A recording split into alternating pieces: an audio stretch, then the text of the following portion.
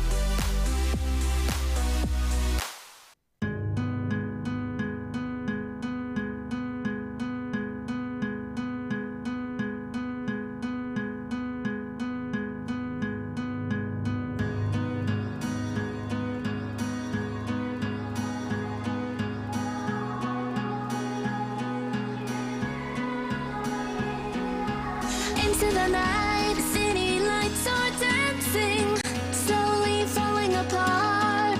The shadows causing an outbreak. I'm wishing upon a star. This time I'm feeling stronger, and I know I can do better. The shadows causing an outbreak. I'm turning the light. We're gonna light it up, oh, light it up, ooh, light it up, causing an outbreak. I'm turning the light. We're gonna light it up, oh,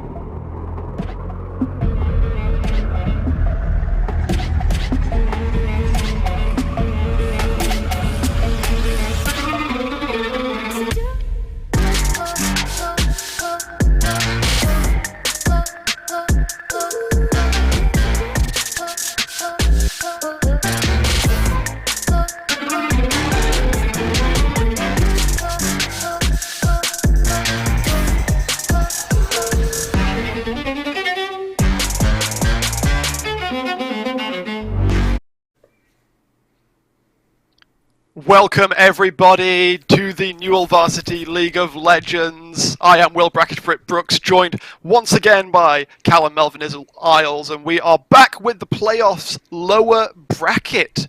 Look above my head. Our current champions, DMU T1, have been knocked down.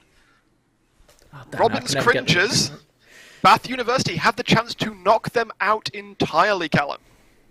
Absolutely, this is going to be a dramatic set of games no matter which way it goes. DMU T1 obviously coming in as the favourites, were our 4th seed heading into playoffs against Robin's Cringers, who were on the other end of the spectrum, 7th seed. Very different journeys for both teams.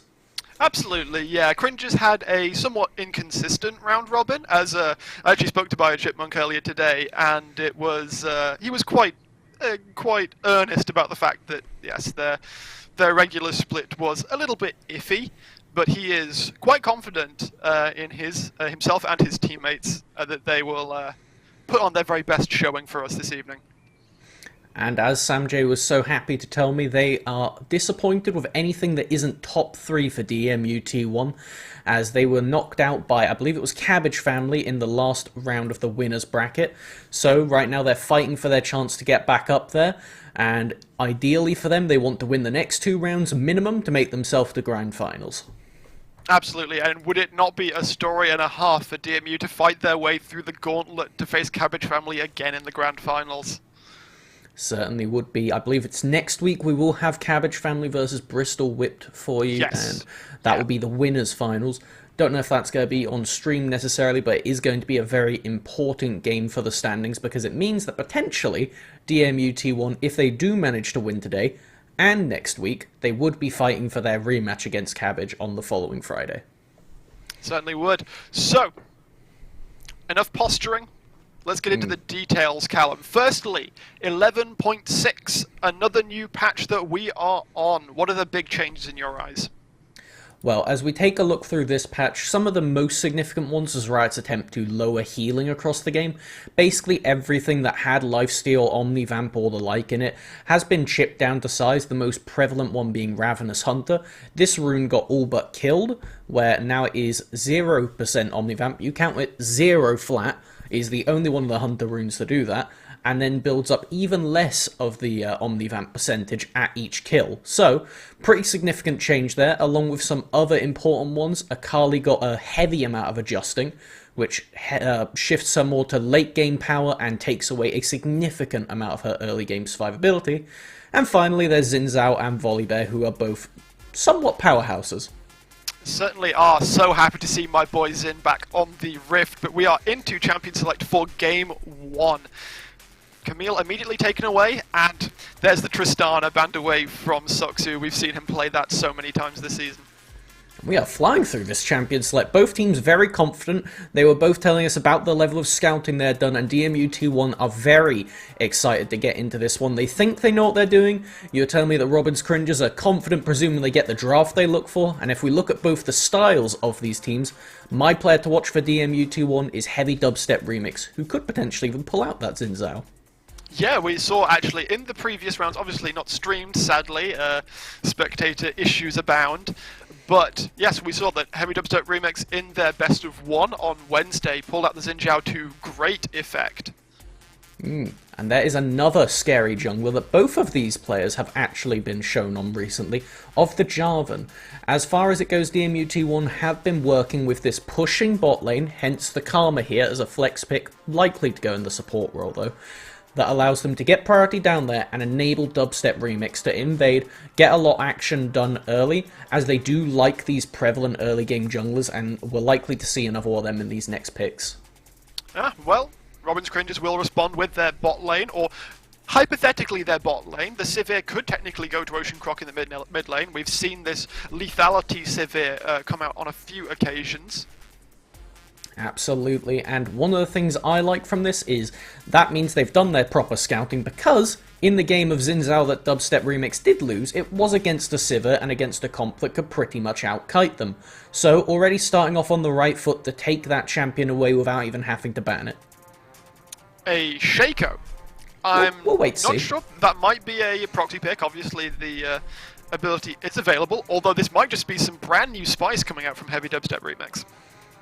And there weren't any changes in particular to Shaco on this patch. I will hesitantly talk about it until we're told otherwise, as last patch, I believe it was, they shifted a bit more of the power out of Shaco's support and into the jungle, increasing their clear speed slightly and allowing them to take Raptors and these card camps by shifting the Jack in the Box power, as we do see a Scion, one of Spirit's pretty much best picks that they opt for in solo queue, but hasn't really shown much of in the Newell.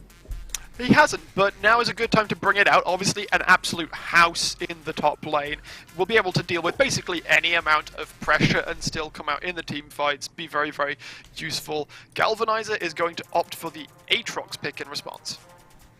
And this is one that they have also been showing. I believe it was last week they did play, sorry, on Wednesday they did play the Aatrox actually, and it wasn't to the best of effect, but it was into a similar tank like Scion, and this is one of those champions that can abuse them quite hard in lane, especially because Scion can't ever really get a fully channeled Q off in this matchup, because Aatrox will almost always have some level of knockup or other CC available to cancel that ability. Yeah, turns out that the Darking Blade hits are a lot faster than the Decimating Smash when it comes out to cast. So, second round of bans. DMU taking their time with their first second phase ban. Robin's Cringes opt to take away the Orianna. I think this is a really good one. Samj has been performing quite a lot on the Orianna recently, and it pairs nicely with the compositions they've been running of put Remix on some kind of force pick, somebody that can get the action done and actually be the initiate tool. And then, as far as it goes outside that, it enables them. We've also just been told, by the way, that Shaco is actually Kai'Sa, so do not worry, there is no clown in our jungle. Okay, so that means that both bot lanes have been shown, probably, at least. We could see Karma go to Samj, but it looks like we'll see Kai'Sa Karma versus the Sivir Thresh. And that is an interesting one as we come into the rest of the second bans. We do see that Akali hit the bench. This isn't a traditional pairing, the Kai'Sa and the Karma. You imagine that the Kai'Sa itself does like to be paired with things like the Nautilus, like the Rel, which is a champion that we won't be seeing this game, even more like the Morgana with regards to enchanters, these kind of things. Didol does play something along the lines of the Maokai. This is another champion we may get see paired with it, as this Karma could end up going to either of the solo lanes. And who made it through the bans, Callum? It's the Bear Man! Yeah, not the other one. Not the Volibear. This Bear Man. Volibear's just a bear, though. This is the Bear you know. Man. You got me. Yes, Udyr anyway, picked up. That will go to Sweet Summer Day. Obviously, been a bit of a terror pick, basically the entirety of the season so far. And Dubstep will pick the Xin Zhao. Fantastic. Love to see that Wonderful. champion. Well, we can certainly get into that one when we get into the I've game. played him since Season 2. This is a very old school looking jungle matchup right now. You would be struggling to guess what season it was if you looked at this as is.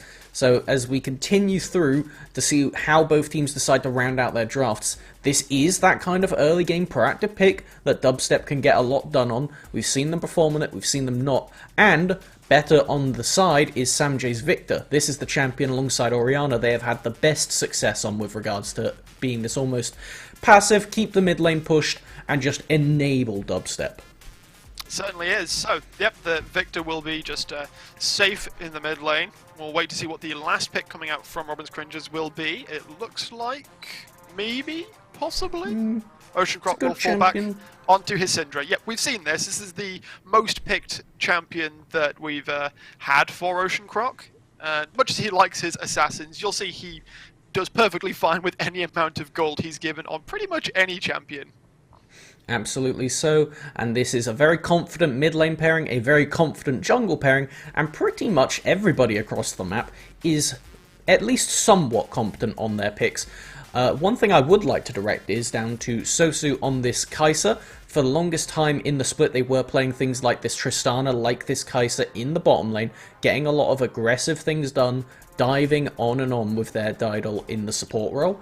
Now, on this Kai'Sa, they can't really do the same level of proactivity in the early game, and will have to be almost waiting and trying to scale up to 1 to 2 items around these fights, because when you look at Aatrox, when you look at Udyr, when you even look at Sivir to an extent, more so for the top side, they have a lot of power in these early levels. Sivir can push you in, it's not so much about the skirmishing, but this means that Kai'Sa is going to have a rough time in these first few levels, so you need to be paying attention to them in these mid-game fights if they can get to that point, to see what they can get done. Absolutely, and we will see how that comes out. Obviously, we're just going speed mode through the picks and bans so that we can get that Kai'Sa rather than the Shaco that was locked in the first time around. So, looking at these comps in aggregate, Callum, we've got about 3 minutes. Go wild. What are your thoughts on this first game matchup? I'm glad you said speed mode, because that is pretty much the Robin's Cringer's way forward this point. If you take a look, this Aatrox, this Udyr, they just want to sprint at you, and Sivir is the kind of enabling tool that can do that. However, if you look at the other side of the rift, there is a Karma who serves a almost similar purpose, and I wouldn't particularly hate it if we saw a Shirelias this game. More than likely still going to be the standard Moonstone, but as you take a look at how both teams want to go, it's a lot of scrapping, it's a lot of mid-range brawling. Nobody really has an ability that goes beyond, 1,000 range at this point, maybe the Syndra stun, the Victor laser, but this is going to be a war of attrition, with people throwing each other. I know what you're about to say, go ahead. Xin Zhao's E if someone's challenged. That is one of the many changes that they received on this patch. We can get into those as we start to go through the early levels, but that is a very important point of Xin Zhao can now threaten from quite far away. Yeah, with the change to the Wind Becomes Lightning forward stab, it now, 1, challenges targets, and 2, reveals them. And also increases his E's range to 1100, which is almost double its normal range. So you get hit by that forward thrust, unless your entire team's around and he's on his own, chances are Zin's going to want to just kind of keep that fight going. Flashes do not make you safe. Outside the lane, though, odds are there will be an entire team around, as if we take a look at Robin's Cringer's comp, Aatrox does pretty well in a side lane, especially into this Sion, won't get to do too much to Victor unless Samjay really mispositions. So if we take a look at how both teams want to go, it seems like raw 5v5 power, and occasionally we may see Robin's Cringers have Galvanizer pushing into a side lane, but as in these comps right now, it is just going to be about who can get further ahead in laning, which crucially comes down to Sweet Summer Day or Dubstep Remix, who can get the most done in these early levels. I don't want to understate the amount of pick potential that Robin's Cringers have, though. Udyr can obviously flash Bear Slap, we know about the memes of that, but Death Sentence still exists, Long Range Scatter the Weak still exists, and even the Infernal Chain landing from an Aatrox can be the beginnings of something. The follow-up from this squad is quite terrifying. Absolutely, and that gives them a lot of non-committal CC that they can opt for. Even just the Death Sentence and the Syndra Stun together is far more than DMUT1 have. If you take a look at how they want to engage, it's Sion running in, it's Xin Zhao running in, it's Karma maybe tagging you over slow, but then she wants to root you by running in. There we go, so DMUT1 have got to be a lot more careful with the combats they choose this game, because they can go a lot further into the backfire position if they are not careful with it. Yeah, and obviously with the opportunity, the On The Hunt from Sivir is just as good a disengage tool as it is a chase down one. If they can keep DMU at arm's length, it's going to look pretty good for them. Syndra poking from range, Boomerang Blades coming out from Bio Chipmunk. Obviously, this is all speculation. We'll be on to the Rift soon, and all of these words may turn out to be moot. Yeah, level 1 can really flip the script on how we expect this to go, but as far as late game scaling goes, something we need to consider is that the Sivir, a bit of a powerhouse. The Sion, a massive force that can just block off an insane amount of damage. Sivir herself, with this lethality build, will not tear through Sion, as Sivers of old have been wont to do. So, Spirit, if they can keep on some kind of level parity, make sure they don't fall too far behind, this will be a brick wall that Robin's Cringers cannot break through later on. Yeah, that is actually a good point. There's not really a dedicated tank slayer unless Bio Chipmunk opts for a more traditional marksman build rather than that lethality one we have been seeing. We'll take this opportunity now, actually, since we've got a little while before we get into game, to shout out our wonderful sponsors, Unite Students, Twitch Student, and Logitech G. Obviously, we couldn't be here thanks to, or without their their assistance. So links below the stream, I believe. Check those out if any of those interest you at all. I am extremely excited heading into this one. We have got a plethora of options that can come out in this early level, and there could even be some invades. Aatrox, Scion, very, very good invade and anti-invade champions. So as we head into this game, it is going to be key to see how both teams want to opt into this series, because this is a best of 3.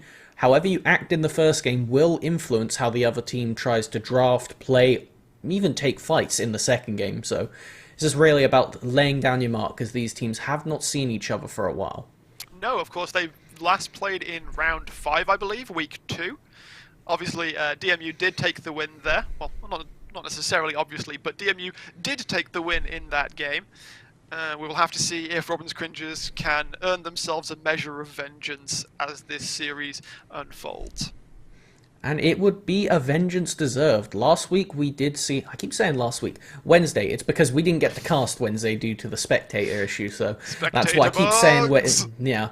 But as far as it goes, looking at it, they did manage to take down Grey Warwick on the side of Robin's Cringers. That was a team that has been pretty much a legacy mainstay for the Newell for years on years. Even DMU T1 went so far as to say that it was pretty odd to see this team drop down with the rise of Bristol and Kent, Bristol Whipped and Cabbage family coming into the league and really kicking off. They've been around for a while themselves, but this is the split where they've really shown themselves as we get to hop into game. Here we are. Welcome to Summoner's Rift, ladies and gentlemen. Yes, I just said that. We can see teams spreading out. It looks like fairly standard lines of scrimmage right now, but we might see a little bit of spice coming out. In fact, we can see Didal is going to sneak up towards the mid lane, throw out the inner flame Q, get a little proc onto Ocean Croc, you know. Always got to try and stack up that Spill Thieves Edge as quickly as possible. Something we really want to talk about, actually, now you've said that, is vision control this game. Robin's Cringers, they operate on a pretty different vision basis to that of DMU T1. Certainly do, and we can see the vision has been placed out. It looks like both junglers will be starting on the top side of the map, so potential early bot lane pressure in this game, which would obviously be playing back towards Soxu, who has had to take a bit of a backseat on this team, with their more heavily playing towards Heavy Dubstep Remix. And with this Xin Zhao pick, it is the kind of champion you need to get these carries like the Kai'Sa snowballing early. Because if you don't get a lot done, Udyr will just offer more utility later by being just a face tank who can press stun and be irritating. We do see phase rush on both junglers this game, so it is going to be a similar gimmick from Dubstep Remix, but they don't perform that role as well as Udyr does later on. No, they do not. You can see the initial trades coming out. Soxu and Didal playing as aggressively as they tend to like to. Didal being very, very liberal with the Inner Flames. Going to drop a Mantra one, knocking Bio Chipmunk below half health. Obviously, this is just going to be early poke back and forth. While we're in a little bit of a lull right now, Callum, what do you think? Well, obviously, you talked about Heavy Dubstep Remix in the jungle being incredibly important. How do Robin's Cringers sort of frustrate and counteract his playstyle? With regards to trying to disable this Xin Zhao early, it's pretty much just an activity in trying to be passive. As long as you don't let the Xin get a lot done, and you do manage to get some semblance of dragon priority at that 5-minute, 6-minute mark, then really that's the most important part. We actually see the invade coming out. There's a good ward right there. It's going to give all the info over, lets them know Sweet Summer Day actually started on the red buff, and should, in theory, make DMU's bot lane safe to ganks for the next few minutes. Death Sentence lands, gonna drop Didal onto the tower, he takes the tower hit, and First Blood picked up by Rob236. Slight over-aggression coming out from the DMU bot lane, and it is punished dearly. And I said safe to ganks, but that was not safe to the tower ganking them right there, as they do manage to just barely get hooked under. Rob, good pick right there, does secure First Blood in the Thresh's pocket, and pretty much nullifies the advantage that they had from that ward and the pushing lane, because now, as we see, Soxu gets pushed into this tower. They're going to attempt to freeze, but it looks like they won't be able to, and now Udyr is given free reign after clearing out that ward, with Karma showing up with sweet nothing to do. Yep, speaking of sweet, Summer Day is going to head up towards the top side, claim that double scuttle bonus. Obviously going to be a decent chunk ahead of Heavy Dubstep Remix in this early clear. Turns out Udyr just clears the jungle insanely quickly at any phase of the game, really. Is the mainstay for why that champion has been so meta on this patch, as we get to see Galvanizer just do exactly what we expressed would happen of interrupting Spirit, and with this wave actually pushing in, assuming Galvanizer doesn't push it back into them, Sweet Summer Day and Dubstep Remix will be in this area. Summer Day has not backed, whereas Remix has, as it looks like they're just trying to charge up their third Q, keep it running through. Not really sure why they were chucking them out there instead of just waiting for the cooldown to reset, but this is really nice for Galvanizer. Wave pushing in, Sion does not have any escape tools until they tag over to 6, but it looks like Udyr doesn't particularly care.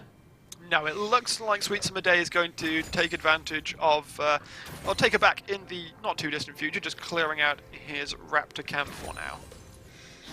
And Galvanizer and Biochipmunk are two of the longer mainstays in the Newell with regards to just individual players. So a lot of experience on this team. Then again, DMU definitely no strangers to experienced in the league itself. So as we take a look, these are the players that you need to be watching for almost the shot calling, the where to be on the map, and top lane and ADC are pretty decent roles for this. Certainly are. I'm going to brief pause here. We'll see if we can find out from production what's going on. Hopefully it is a brief one. Like from a top laner. Fair enough. Happens. We will get them reconnected and get ourselves back to the action as soon as possible.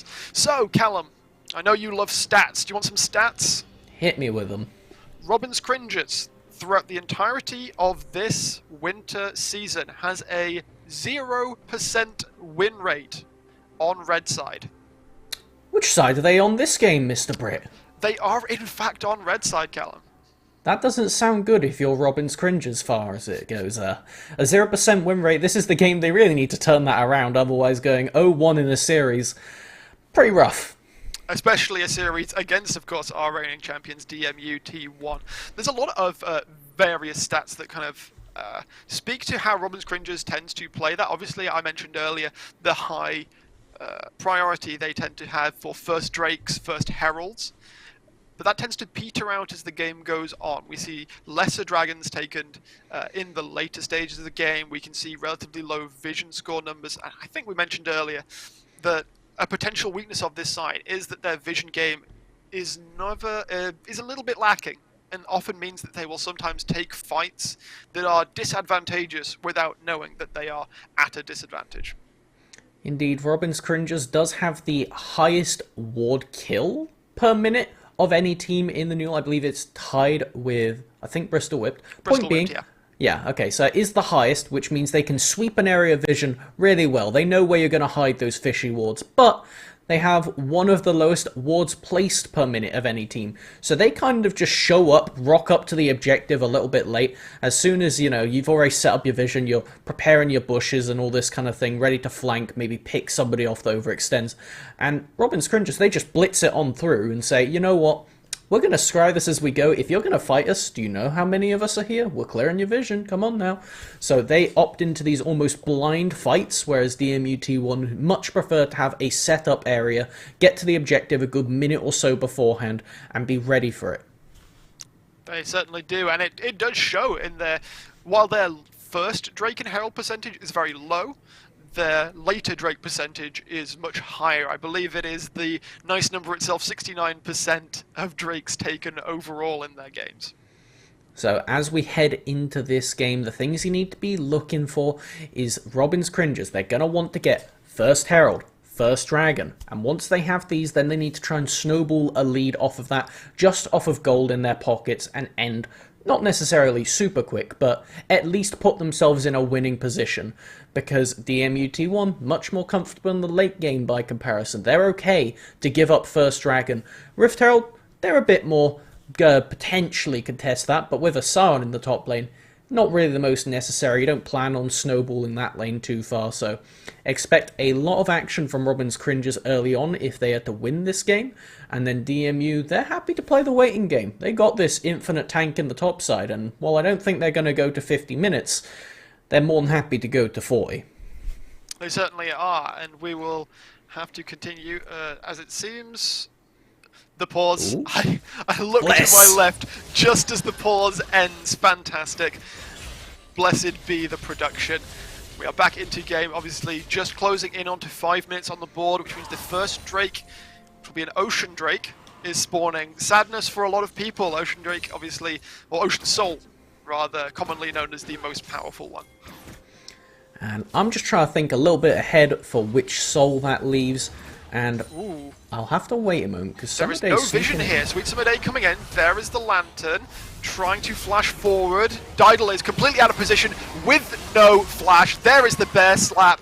Bio Chipmunk will be the beneficiary of that kill. 2 early kills in the bot lane for Robin's Cringes. This is, I believe, you said earlier when you were talking to Samjay that they were going to try and exploit the bottom lane in these matchups.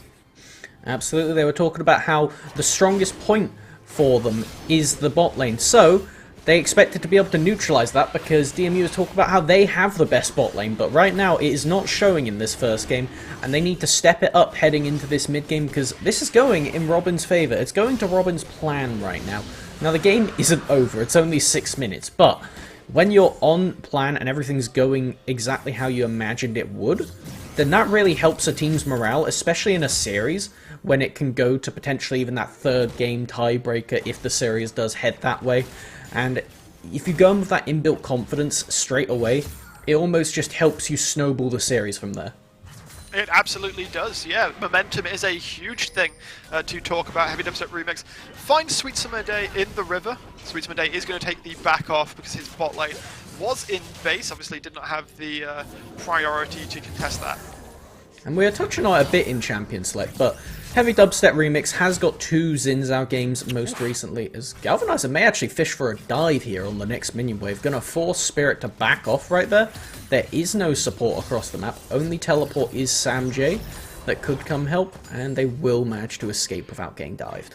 Yeah, I think the plan was to try and force the teleport, but the wave isn't large enough to necessarily force Spirit to do it. He will teleport anyway, so chances are Galvanizer will look to match that unless he wants to keep it up. But with a Drake not coming up for 3 minutes or so, I feel like holding on to teleport for that long would be a net loss.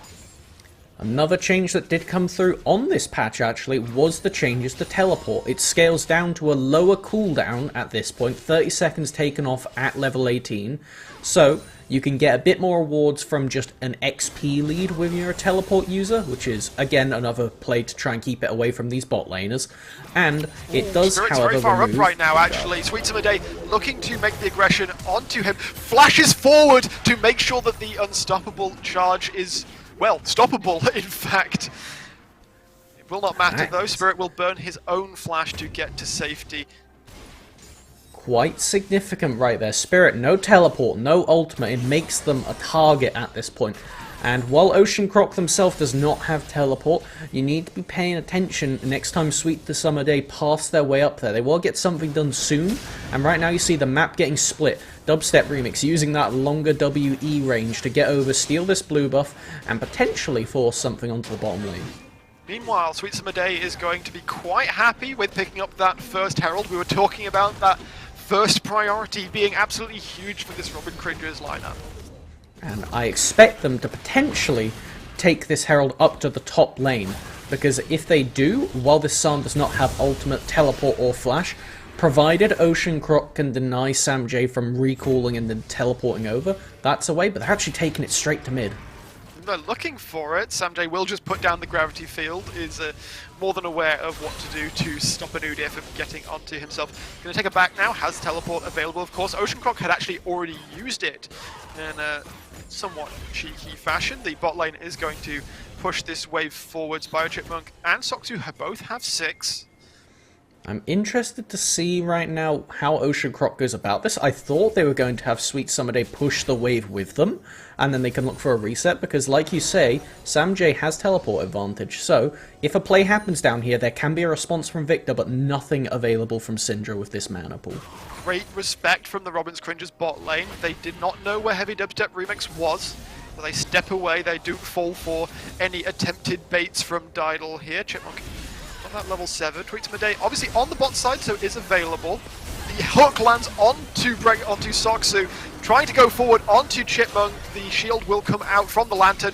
Looks like this is going to be fairly ineffectual both ways around. Sweet Summer Day is here. In fact, they're going to try and bait this one in. Didal's going to try and catch onto Rob236. Sweet Summer Day has come all the way behind from the alcove. The dive will not be there. And it looks like DMU come off far worse for wear in that trade. Rob with these heat-seeking hooks onto Didal, forcing this Karma back at every opportunity, blowing the flash again. This time, unlike the First Blood, they do not die though. This Karma is alive, able to recall, come back onto the map, and because so many cooldowns were just blown there in this bottom lane, both lanes are opting to reset, come back onto the map. The Infernal Dragon is up in 30. This is going to be pivotal to see which lane can get priority. As you see right now, the supports are roaming towards the middle lane, so Sivir should be able to push that. Expect Chipmunk to shove out that wave and then loop around 3-person onto this dragon with TP advantage in the top lane. He's also very close to finishing off the Essence Reaver first item, so we could see a more standard ADC build coming out. Obviously, it's kind of featured in both the lethality and standard builds for Sivir because it is just so valuable, that extra mana, allowing her to spam out the boomerang blades all day long. Absolutely, and here will go the Infernal Dragon. We'll get to see what rift we are collecting this game. Dubstep Remix is nowhere in range, so unless DMU can really put on some kind of fake out, it looks like it will go over to Robin's Cringes, and we will see what rift we'll have today. Mountain Rift it will be up in the top left, so we see 2 Drakes already completed, a 1.2k gold advantage to Robin's Cringes. Heavy Dubstep Remix has shown himself in the top side. Ocean Croc will spot him out here. In fact, it's going to try and be aggressive. Sweet Summer Day is here. In fact, Heavy Dubstep Remix is in somewhat of a dire spot. Galvanizer roaming down as well. Samjay can do nothing to help his jungler. A lot of damage coming through onto Ocean Croc, but it will not be enough. Dubstep Remix will go down. There is Rob236 coming out. Flashes come out from Samjay, and the gravity field will prevent a follow-up. Really great roam presence from Rob236, doing great work this game. Chipmunk is going to be bullied somewhat. Great use of the spell shield to protect himself from the inner flame. Sweet Summer Day coming in onto top lane as well, forcing the ultimate out from Spirit. And this is just why Udyr is so terrifying, so fast, available basically anywhere on the map at a moment's notice. And at a moment's notice, they are top lane with that Rift Herald, going to chuck it down. Spirit has flash, might have to use it here. See if they can clear the way. Teleport comes in from Samjay. It looks like that is going to be enough to prevent the dive. The charge should come through from the Rift Herald. There it is, the gold going into the pockets of Galvanizer and Sweet Summer Day. The teleport obviously forced out from Samjay, so that is a net advantage. Another hook lands in the bot lane. Chipmunk picks up another kill onto Didal. Call yourselves better, I dare you, I suppose, coming out from this Robin's Cringes bot lane. 4 kills in the early game, and 3 of them in the bot lane. Galvanizer going to play fisticuffs with Spirit. This is actually going against him quite considerably. He has not quite completed the mythic item yet, though, and obviously the Bramble Vest somewhat neuters his healing. But wait, there's more. Dubstep Remix lurking around this bot lane. I don't think they got spotted there, but they will see Didal heading down to this bottom lane. But a good time for Chipmunk to reset anyway. And if we take stock of what's happening on the map, Robin's Cringes getting off to a great beginning, and Sweet Summer Day can potentially look for the repeat gank to this top side. Victor, no TP, support already shown on the bottom side. So this is the Cringes map right now, and how will they use it? It looks like they're just going to keep putting pressure onto Galvanizer. Get them ahead on this Aatrox, dominate side, and remove that Giga Tank. Spirit almost steals the Grump away from Sweet Summer Day with the decimating smash. It will not be so. Rob is actually somewhat out of position here. Didal is going to force the flash out from him. Heavy Dubstep Remix will claim the blue buff for himself. I don't think Sweet Summer Day is complaining too much, as that first turret will go down before plates fall. Spirit is actually caught by Sweet Summer Day as he tries to back under the tower. The flash is forced out once again. Spirit is not having a good day. Down 35 plus CS in this early game state. That is not where you want to be as the Scion, because CS is how they build up HP. The Scion's shield gives him maximum HP each time he kills something, whether it be minion, champion, or the like. So, the fact that they are losing out on farm here is actually affecting them twofold. Not only is it the gold, not only is it the XP, I guess threefold in this case, but also just raw stats that they are losing out on as Galvanizer. He's having one hell of a time in this top lane, 2 level advantage, and Robin's Cringers are in a great spot so far. Absolutely are. We will see the first mythics come out. Sweet Summer Day has already completed the Turbo Chem Tank. BioChipmunk not opting for a mythic just yet, obviously, with the Essence Reaver being so important. The Stride Breaker pickup, now therefore Galvanizer, the Gore Drinker being picked up for Heavy Dubstep Remix on this Sinjo as well. Something compositionally that I just want to take a little look at here right now is that if you look at Robin's Cringers, Ocean Croc and Sweet Summer Day can instantly disengage with a stun. Whereas, if you look at DMU, who can instantly disengage? It's just the Xin Zhao ult. And if you've already challenged the person, you can't knock them back. So DMU are really struggling for ways to almost just repel Robin's Cringers when they do opt to sprint at you. And from this ahead state, with an Udyr, with a Sivir ult, even with an Aatrox who's got the Stride Breaker and ready to go, this can snowball out of control, as this will potentially be Dragon Soul Point at 16 minutes. Yeah, 30 seconds until this next Drake spawns, and that was why we see Heavy Dubstep Remix currently clearing out the Krug camp. Samjay is going to abandon mid lane as well. They're trying to get that vision control set up in advance. Looks like, well, Rob236 did just take a back, so he is actually going to be late to this play if he gets there. They do spot out with the Scryer's Bloom. In fact, they're going to try and aggress onto BioChipmunk, but still, these spell shields just keep him safe over and over. Ocean Croc and Sweet Summer Day looking for something. Samjay not going to be caught, though. Sweet Summer Day has Flash heading into this play. They're looking like they're just giving up pressure in the top side, but they can still threaten this. That is a equal level jungler, Smite available, and it's a 4v5 though. They don't need to DMU fight get the this. force. There's the teleport coming out from Galvanizer. He was pushing the top laner. Huge burst comes down. Didal is absolutely destroyed. Heavy Dubstep Remix looking to continue the fight, but there's not really a good angle right now. He is stuck here fighting onto 4. Spirit, the Red Sea is parted as Scion runs through. Spirit will be left to the wolves. Triple kill picked up for Ocean Croc. Spirit's going to get a slap or 2 down, but the dead Scion will not do enough. The Ocean Soul, the Mountain Soul rather, will be on the table for Robin's Cringers. Another great fight picked up. Samjay might try for the steal. It does not look like that it will be so. There it is. Mountain Dragon goes down, and we are looking at a 22-minute Soul Callum. Nothing cringe about that play from Robins. That is a dominant display of force. And Rob, they are getting free student accommodation because they're living rent-free in Didal's head right now. How am I supposed to respond to that? You know, yeah, that's a good response. I'm pretty fond of it personally, as there's the extended there jump is the range. catch. Heavy Dubstep Remix tries to go onto Sweet Summer Day. They're going to pull BioChipmunk forwards. He is actually going to take down Sweet Summer Day. There is actually somewhat of an over-aggression here from Robin's Cringers. Galvanizer will be able to get out over the Blast Cone, extremely low on health. I think Rob236 will end up being the sacrificial lamb here. 2 kills given over in trade for just the 1. BioChipmunk and Ocean Croc will still make it out to safety, however. Spirit lurking in the area, isn't going to be able to get much done, did not have the ultimate after they used it around that dragon fight. And let's quickly just lower it back down, take stock. We've got another lull state coming in here. Robin's Cringers don't particularly want that to be the case though. We've got 2 minutes till Baron, 4 minutes until that potential soul onto the Robin's Cringers squad. And if we just run through items, look at these mythics. We're going to count Essence Reaver as a mythic because Sivir basically treats it as one. So that is the equivalent of full mythics for one squad. But Scion, look at it again. Oh no. Sweet Summer Day's looking for it. Galvanizer coming back in. There is no vision here.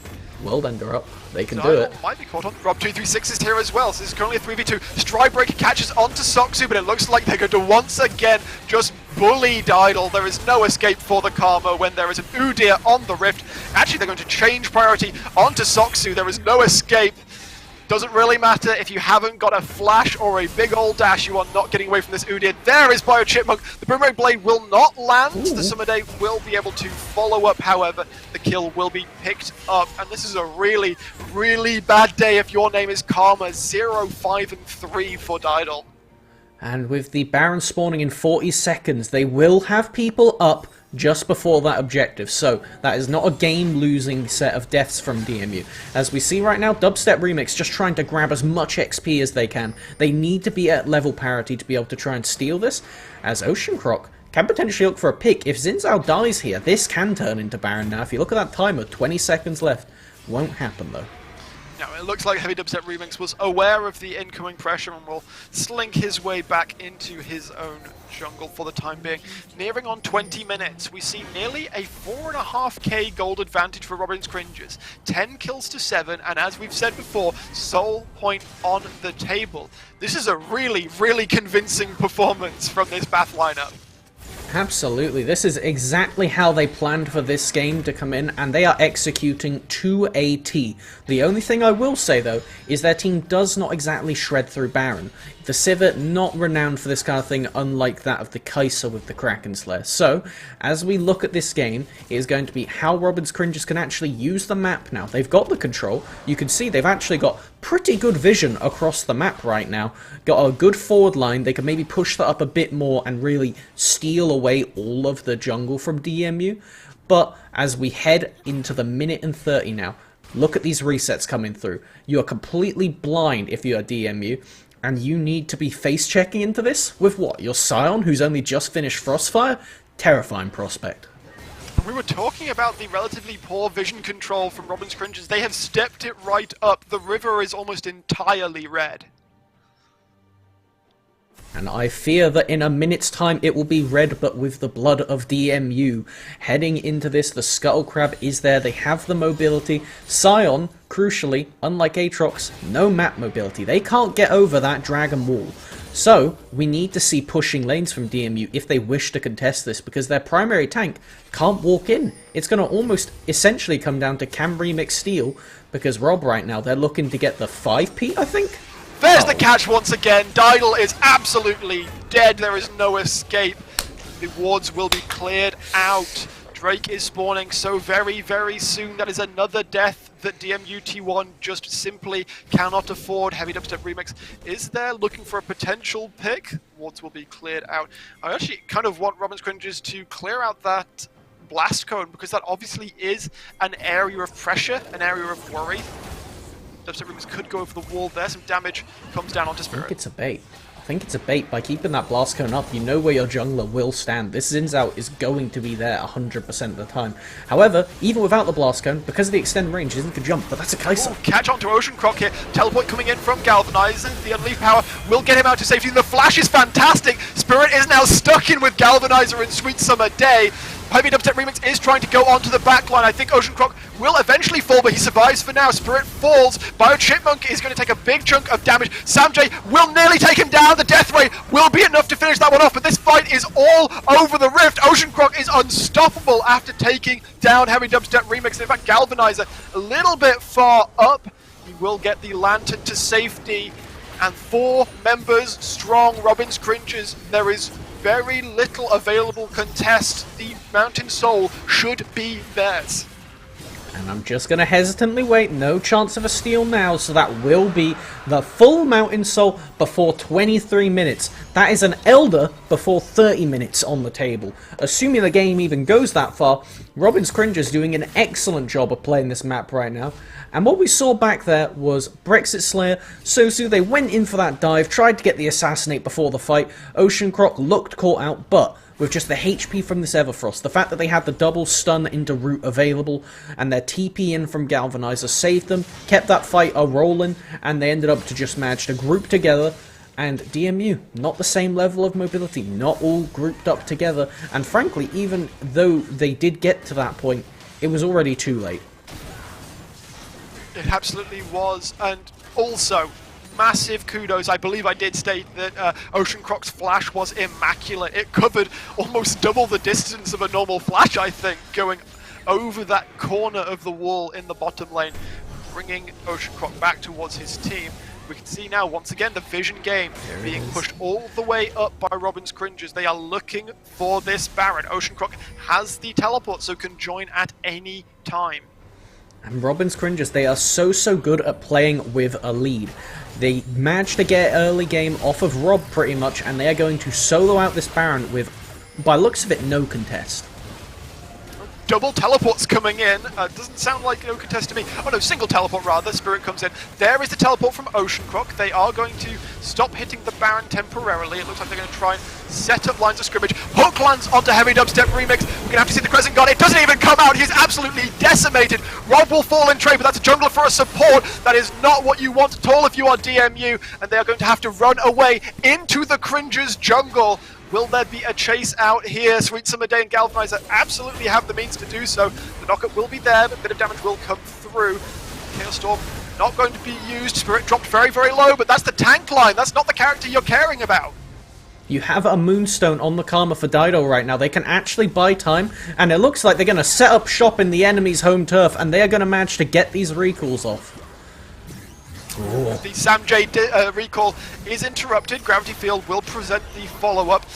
The Everfrost does not catch onto him either. There is the Flash Bear Slam! Absolute decimation! He is absolutely ruined! Another kill comes through. Ocean Croc now 6-0. The Ghost of Spirit, the Spirit of Spirit, if you will not do enough. Soxu goes into the Baron pit, but Sweet Summer Day and Galvanizer are right there waiting. The Baron is not a fan of the Void Creature Slayer. Will add a hit or two, but does manage to get out. Didal will flash as well. Oh. The chase is there, but Didal will not be able to be pulled back by the Infernal Chains. Galvanizer going incredibly over-aggressive here, actually punished for it, but the remainder of his team will be able to take down the Baron here. Heavy Dubstep Remix is actually back. This fight has been going on for so very long. Hook lands once again. Where is the Crescent Guard? It finally goes off, but Bio Chipmunk will take him down all the same. Looks like the Baron will not be taken on this occasion, but so many kills were traded. So much gold went into the pocket of Robin's Cringes. We see nearly 6k gold advantage for them. And Rob going massive in this fight, getting the initial hook onto Dubstep Remix, going through that entire fight after dying, respawning, and getting the run back, hooking Remix again for the kill. This Thresh is insane. It's like point-and-click Qs over here. Meanwhile, on the other side, Sosu was so essential for that fight. While they do not exactly have the massive kill participation, they were pretty much the only thing holding the team together throughout that entire occasion. Samjay was doing great zoning to keep the team alive, and then Sosu was just pumping out the damage. They managed to get the 2v1 kill onto Galvanizer when they overextended a little bit too much. And look at Summoners right now. Ocean Croc, Flash coming up soon. Samjay managed to keep theirs. Dubstep Remix coming up soon. Heading into this next fight is going to be key to watch these immobile players, the ones that can't really escape without that summoner, to see if Rob can get more of these point-and-click hooks, or if you're face-checking into a Xin. The same is absolutely true for Bio Chipmunk, and Galvanizer's Flash is coming up too. There's nothing wrong with a little bit of extra mobility on a character like the Aatrox. Absolutely, and with 1 minute and 30 seconds coming into this Elder Dragon, we see on the top side Ocean Croc splitting, but without teleports. They can't stay there for too long unless they opt to give up Elder and go for the Baron. And the thing is, this gives DMU a way back in the game, because we're talking about how Sosu can actually kill objectives on this Kaiser, whereas Bio Chipmunk, well, with the Kraken Slayer in tow, now they certainly can, but it's still slightly favoured to Kaiser. Alright, we've got another pause coming out, presumably to do with the Rob 236 disconnect there, but what a first game! Robin's Cringes absolutely stepping up to the mark here, Callum. Absolutely. We see that Robin's Cringes are running through this game. It is going perfectly to plan for them, but now we are at the point where they are becoming a bit less familiar. They don't really come ahead in these later games. So, with the Elder spawning in a minute, Baron on the map, will there be a split objective? Will they try and flip it and give up one for the other? Because this is a way that DMU can get back in the game. Elder or Baron can be massively swingy, whether it be from the fight pressure or the actual just gold influx. So seeing where Robin's Cringes place their priority is important, because they're actually now on a clock before DMU could just say, you know what, as long as we don't let you take Baron, we can take Elder with one person on the other side. Yeah, and that's the thing I was going to point out, that obviously Ocean Croc didn't have teleport, but they're still looking for Baron. Their priority is still there, which is why they sent Galvanizer towards the bot side, because his teleport was up. They are going to start off the Baron once again. The Engage is going to try and come forward. Heavy Dubstep Remix is somewhat in no man's land. He tries to find the catch forward. There is the Crescent Guard. Soxu coming in, trying to do as much damage as he can. The 4 members of Cringes will try and get away here. Galvanizer come in with a great teleport. Soxu is down. The Unstoppable Charge will manage to take down Rob, but again, that's just the support coming down. Ocean Croc will take the 1v1 kill. Galvanizer will take down Didal as well, and Spirit is left alone in the Baron pit. He will flash over to safety actually, but that does now mean that Robin's Cringes can finally take this free Baron. Free. Gigantic air quotes, free Baron. I've never seen a Scion steal this Baron. It looks like Galvanizer will not either. We saw the flanking TP. Oh, Spirit actually going to try for something. The big Q is all that could get it. It's not going to land here. It's not enough.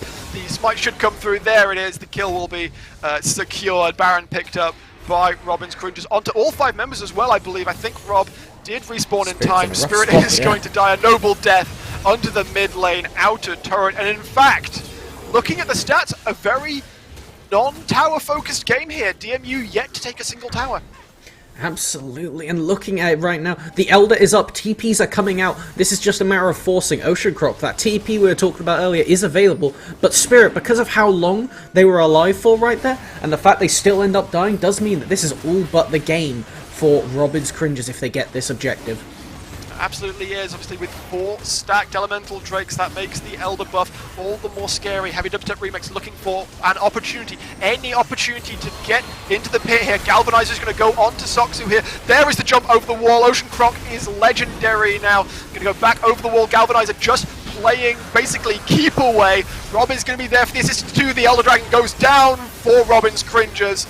Dubstep Remix surviving through absolutely everything here. So much sustain, but will eventually be killed. Another kill onto Ocean Croc. There is another blast of Elder energy as Galvanizer takes down Didal once more. They are going to push straight down the mid lane. Sweet Summer Day just going to tank the inhibitor turret for a time as they push in with this minion wave. I have to think this is the game, Callum. Certainly looks like it should be, and it is undeniably Robin's Cringes running through this game, taking it in their stride. But Samjay, 8 seconds, it looks like there will not be a contest. This game is over for DMU, and Robin's Cringes will lead our series 1-0. And one hell of a way to set their mark on this series. 12k gold advantage, 6 towers to 0, and vision scores out the wazoo. Have Cringes fixed their issues? Have they come to play? Will they be the Kingslayers, Callum? Well, after that one, it certainly looks like it, and crucially, not a 0% red side win rate anymore for Robin's Cringes. You imagined heading into it, it was going to be fine. You thought we could just shove them over there, and they lose. That's kind of how it's been. So, with this game, that is a statement from Robin's Cringes saying, we are no joke. We beat Grey Warwick, and it's not because they're weak, it's because we are strong. Absolutely is. The question now becomes, do DMU T1 run it back? They obviously lost the game. It means they have side selection once again. Their general preference has been blue side. Do you think they're going to go for it again? I think they have to, because the stats still lean in your favour, and it is your more comfortable side, so mixing up to throw off both teams doesn't really help when you lost the first game. Maybe if it was the other way around, you could have opted for it, but as we get into thinking about our second game, you need to be so careful for Rob on this Thresh. They really, really were, I know I said it earlier, but living rent-free in Didal's head right there in that lane. It was point and click for that Thresh hook. Yeah, is that a bug? Did they make it not a skill shot anymore and not tell us? Hidden buff on 11.6?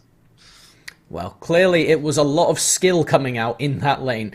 Absolutely. As Didal, we'll have to see if they opt for this Karma again. It is the champion they've favoured most throughout the season, but when you are getting constantly contested in this lane, it's something that you then need to go back to the drawing board and say, was it execution error?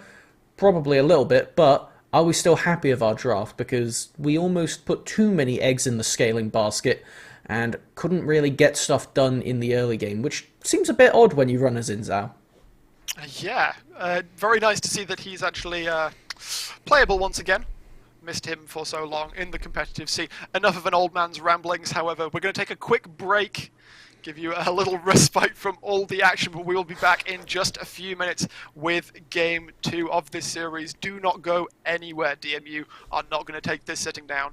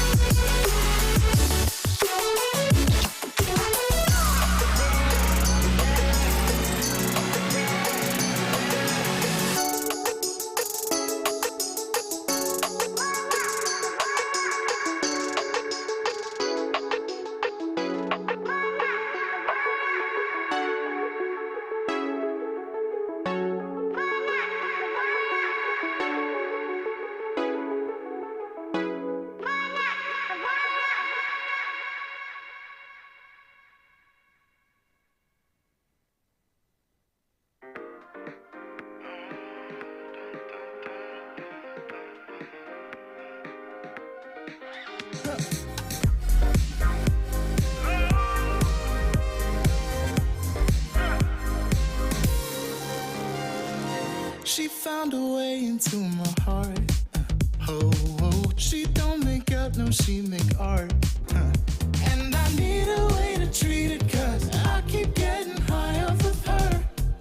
Off of her. I know that you'd be bad from the minute I saw you.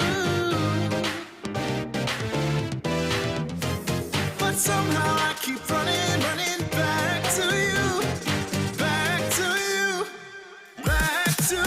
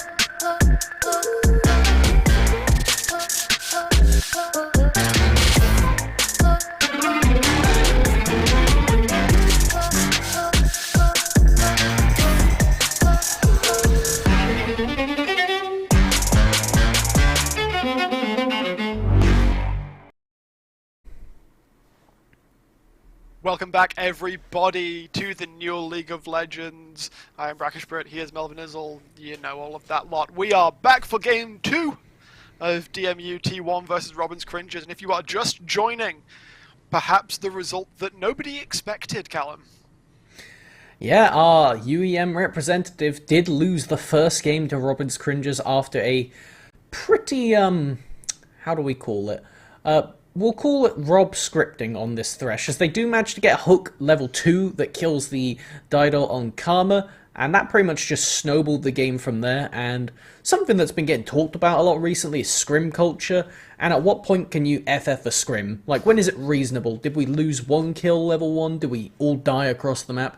And coming into that one, DMU probably feel like that was a game they could just remake, because, yeah.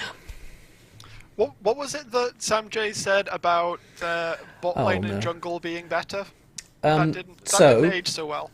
Well, it was because we have the best bot lane in Duel, so they expected to be able to just shut out Robin's Cringes and not let them get leads, because, correctly so, they saw that Robin's Cringes were very competent with a lead.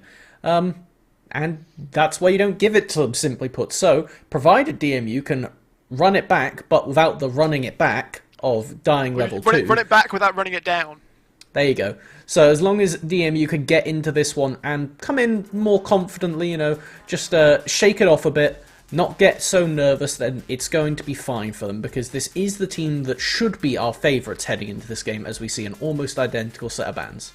So far, once again, we'll see DMU T1 have opted to go for the blue side, obviously their preferred side, and until the last game, Robin's Cringes did have a 0% win rate on red side.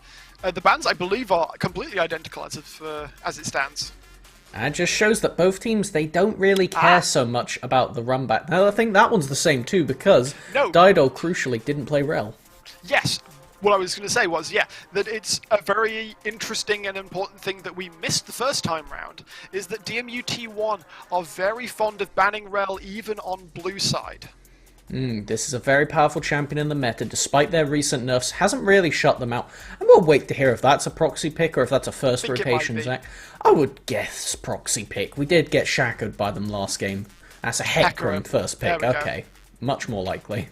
Yeah, that's a very powerful jungle pick, and since the Xin Zhao didn't work out first time round, a more reliable form of engaging the Hecarim, I can absolutely see that coming out. Looks like the Udyr will get through the first rotation and will be picked once again for Sweet Summer Day. The Karma is going to be locked in. That could go to Ocean Croc or Rob.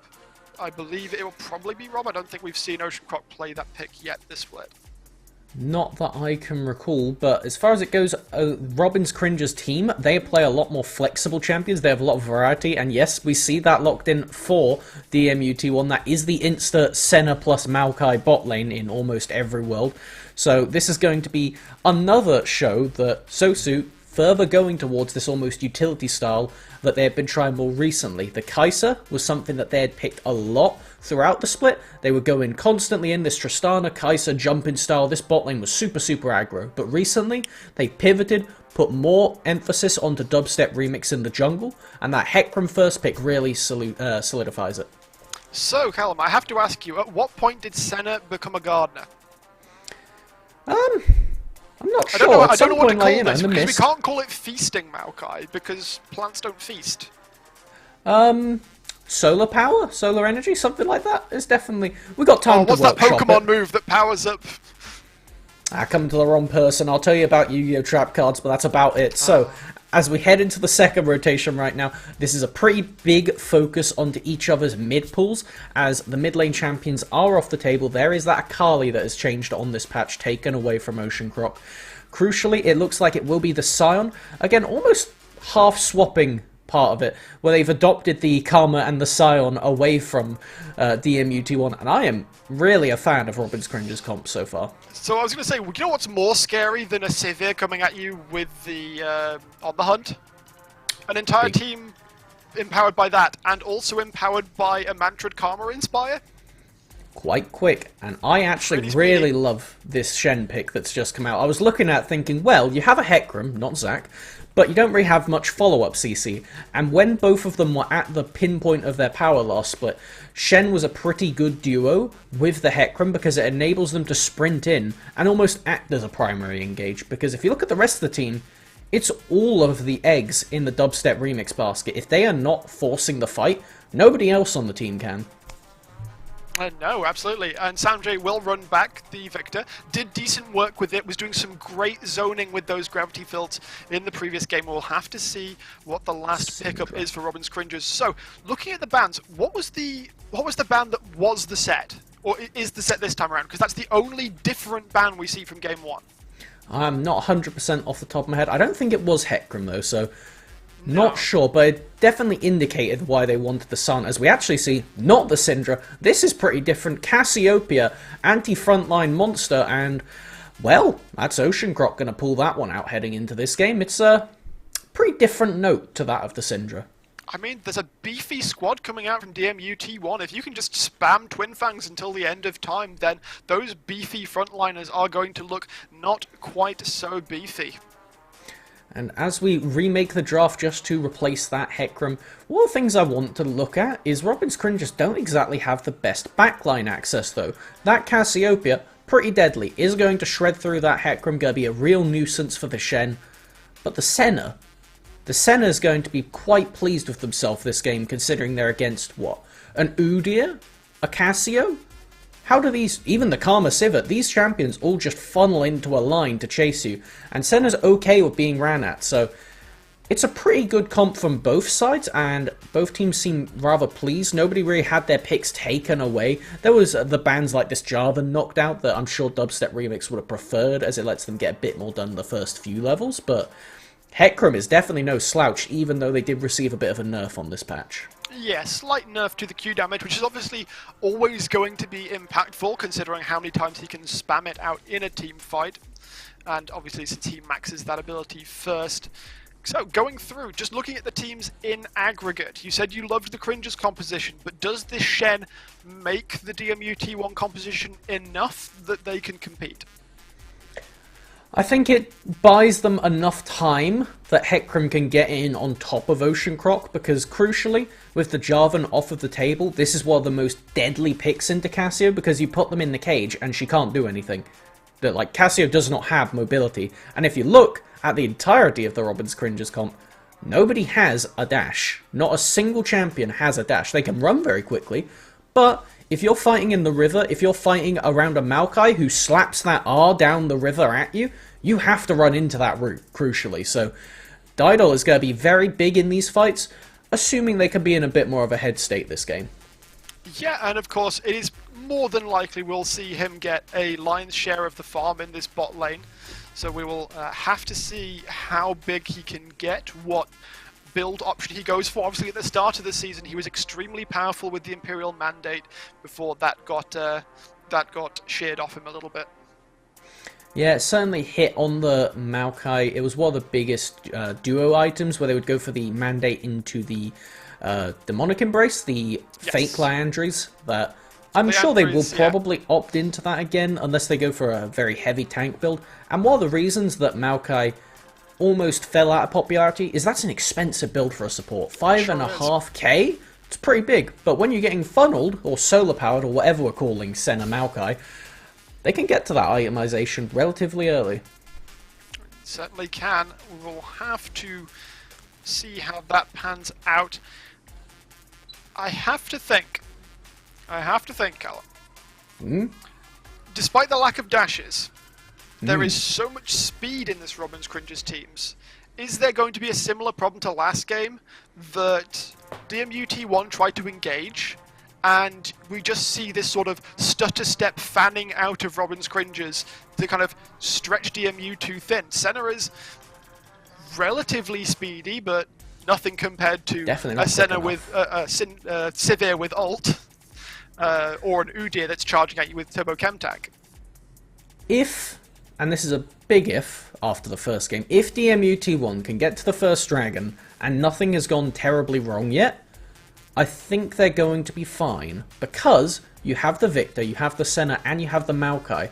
All of these champions, especially if it's the AP support Maokai, are completely okay with you running into choke points, running at your objectives, and considering that on the blue side, it does make it quite hard to zone them off and deny steal attempts from these dragons, and especially when it comes to Baron time, that is when DMUT1 are going to fully come online, because the ability to set up in these chokes makes it so scary for Robin's Cringers, who can't dash around that Baron pit, to get in. So if DMU can stabilize their early game, play a bit more safe, not let any out-of-fashion mistakes happen, then they could definitely execute on this comp, and they are well practiced with it.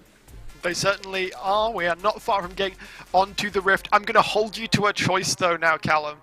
Based on the drafts, just in vacuum, not even accounting player skill, which draft do you think actually has the advantage in this game? Okay, not accounting player skill or the results of last game, Robin's Cringers comp, they have a almost mixed purpose of their champions can get stuff done early. Cassio can look for level 1 solo kills if you misstep and she starts E. Udyr, they can obviously get a lot done in this early game. The Sivir Karma bot lane is a heavy enabler for this Udyr, as it lets them get priority into bot side and deny Hecarim those red side camps they oh so love. So, as far as it goes looking at DMU on the other side, they have the power as soon as they hit 6, and then they continue to scale from there. But I would overall favour Robin's Cringers comp for ease of execution, as like you said earlier, they go burr. Cassiopeia certainly does when they're spanning out the twin fangs. Believe that the good old-fashioned vote should still be up in the chat. I'm not sure if that's been going on for the first game. Completely left my mind first time around, and we are back to just our beautiful faces, so that means the game is soon to begin. I'm going to very quickly squeeze in another shout out to our wonderful sponsors, Unite Students, Logitech G, and Twitch Student. Obviously couldn't be here without their help. Check them out, there's stuff below. Absolutely, much appreciated to the sponsors. And a little update from the other side of the bracket is actually Surrey beat Careless in the first game for today, so upsets galore, as DMU specifically mentioned, if they win today, they would likely, almost certainly be against Careless, so right now everything going to the contrary happening in the new. Maybe we don't trust DMU predictions today. We'll have to see if they could turn it around here. The reverse sweep is required for our UEM representatives of DMUT1 to be able to take back the series and fight for their chance to get not only top 3, but the split-on-split 2-peat. Absolutely, and of course, this is something that they suffered in the first section of the winners brackets, playing against Bristol Whipped. They took the first game in convincing fashion with that Xin pick, but then were reverse swept as Bristol Whipped, Cabbage Family. It was Cabbage Family they were up against, came back with a vengeance and were able to clinch out the series 2-1, now sitting pretty in the upper bracket. Certainly a deadly set of teams we have in the new, but as we head into this next game, it is all the eggs in the DMUT1 basket they need to stabilize. They cannot have another uncharacteristic slip-up in the early game, because we know for a fact, and we've seen it minutes ago, Robin's Cringers will happily run you through if you give them the chance. Yeah, and the challenge now becomes, if the early slip-up doesn't come from DMU, can Robin's Cringers manufacture advantages on their own? I mean, obviously, Rob 236 landing miracle hooks counts, but that was also uncharacteristic over-aggression, I think, coming out from Didal on that Karma pick. It is also something to note that if we were to look back at last game, I would say that Rob was one of the most significant members of the team, as they were constantly landing these death sentences that was just enabling the team to build up these leads, get the man advantage at these objectives. So heading into this game, the Karma cannot achieve the same thing in any which world, which means that the main force tool for Robin's Cringers is down. Top lane, Galvanizer is not on this Aatrox into San, it's Shen into San this time, and that removes a lot of agency from them, so Robin's Cringers do not have the same tools to get stuff done early. Not quite so much, but obviously the Scion can be a very, very scary engage or flank tool if you can get a good teleport off. Welcome to Summoner's Rift once more, ladies and gents, game 2 of DMU T1 versus Robin's Cringers, and we immediately see a trade going on, a little bit of damage back and forth between the two junglers. Nothing more will come of it, though it seems standard lines of scrimmage will once again be the order of the day. Just proccing phase rush off of each other, getting a ward down, making sure that both junglers are competent, that top side, this is safe, you're not invading here. And heading back onto the bottom side, we saw a very similar level 2 push in to get vision, but the samplings actually spotting out Rob is going to just barely connect, and the nuisance of this Maokai actually has gone for Aftershock though, as opposed to Comet. Right, you are, yep, and as minions spawn onto the rift, we will see, yep, pretty standard. In fact, there will be both red side starts for these two junglers, which means we could see a conflict, or at least different areas of priority, shall we say. Looking like Heavy Dubstep Remix is just going to try for a full clear and maybe look for a gank top lane or mid if there is a push available. Whereas Sweet Summer Day looking once again, it seems, to punish this bot lane. We've already seen in this series that forcing onto a Scion, pretty effective. They, oddly enough, pre-6 cannot really resist ganks, and when you have Shen who can flash taunt, they can always follow Galvanizer, and with the follow-up available from this Hecarim of being able to just ghost behind you and get the pushback, it's pretty scary if you are Galvanizer this game. You need to be extremely careful for ganks, which means it puts a lot more emphasis on this early game wave control. Yep, speaking of wave control, right now the Robin's Cringers bot lane hard shoving this wave towards the DMU tower, obviously trying to deny as much CS as possible from Didal, who will be doing the farming, the extra fertilizer being put on for the Maokai. This is a lot of poke that can come out. While that ward is behind them, isn't going to do too much when you're shoved under tower constantly. And one of the main things that spawned from Rob getting that pretty much God Hook level 2 that secured the game instantly, of Immense Sweet Summer Day managed to get double Scuttle Crab on this Udyr, and that is pretty disgusting. This time, however, we see both junglers opposite sides of the map should be one Scuttle Crab apiece. So much chunk damage being put onto Soxu. There will be a twisted advance forward onto Rob236, but Soxu was just too low to follow up on that. It was more of a warning route, shall we say, coming out from Didal there. Meanwhile, across the map, that big advantage in the bot lane is not mirrored elsewhere. Looks pretty even, all things considered. Samjay will push in Ocean Croc in the early game. A lane of attrition is this bot lane. Didal can do some healing with that sap magic passive on the Maokai, but it is not going to be enough to out-sustain the poke from these dudes. Here's that when top Galvanizer lane. has overstepped in the top lane, Spirit is knocked very low, but there is no escape for sure for the top laner of Robin's Cringers. Punished for that over-aggression, will get taken down, and that is exactly where you want your carry jungler to be in the early game. Extra 400 gold, he is sitting pretty. Indeed, losing that double scuttle last game really put Dubstep Remix out of it on the Xin Zhao. This time the Hecarim, a bit more active around the level 6 mark, does a lot more with the 2 items, as a reset will likely come out from the Robin's Cringers, but no, actually that's Sapling feeding Biochipmunk mana. Something to note from this top lane is Galvanizer is crucially saving the teleport, but Spirit managed to put the wave exactly where they want it right now. It's going to slow push back into Galvanizer, and they lose basically nothing for it. Certainly is the case. So, obviously, very, very early game. There is a slight advantage to DMU T1. Looks like there was a bit of aggression coming forward there, but Rob and Biochipmunk are going to step away. Imagine one more wave gets pushed in and then they try and take a cheeky back, right? When you consider just the Senna in lane, I assume they are still going to go for this Kraken Slayer into Guinsoo's Rage Bait build. But because as the Senna you have much less gold income in the first few levels, you do not get to back for Noon Quiver. Biochipmunk can back for Noon Quiver, so as we see they just get to constantly feed off of this mana. They're going to likely just stick around for one more wave after this, push it back out, and really force the pressure onto this Maokai Senna to burn through their mana to try and shove out, as they do not have the same AoE tools as this bot lane. Both junglers meeting in the bot side river. Sweet Summer Day is going to put on the tiger stance as a show of offense. Ocean Croc, however, is now going to be caught out, forced to flash immediately. Big amount of damage coming through with the death ray. Sweet Summer Day, however, is already in the bot lane. Didal will be cut down to side, lumbered down by the blades of Biochipmunk. I don't know how you let that happen, because you know that both junglers are there. You ran into each other. Surely that has to be some level of miscommunication or just greed from the DMU bot lane to push out that lane. Is going to result in the first death, and I feel like we're getting the run back right now. Robin's Cringe is securing that first dragon.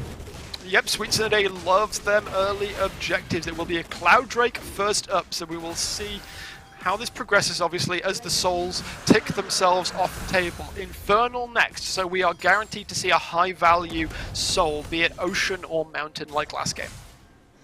With regards to just tanky members, both teams have primary suspects, the Hecarim and the Shen.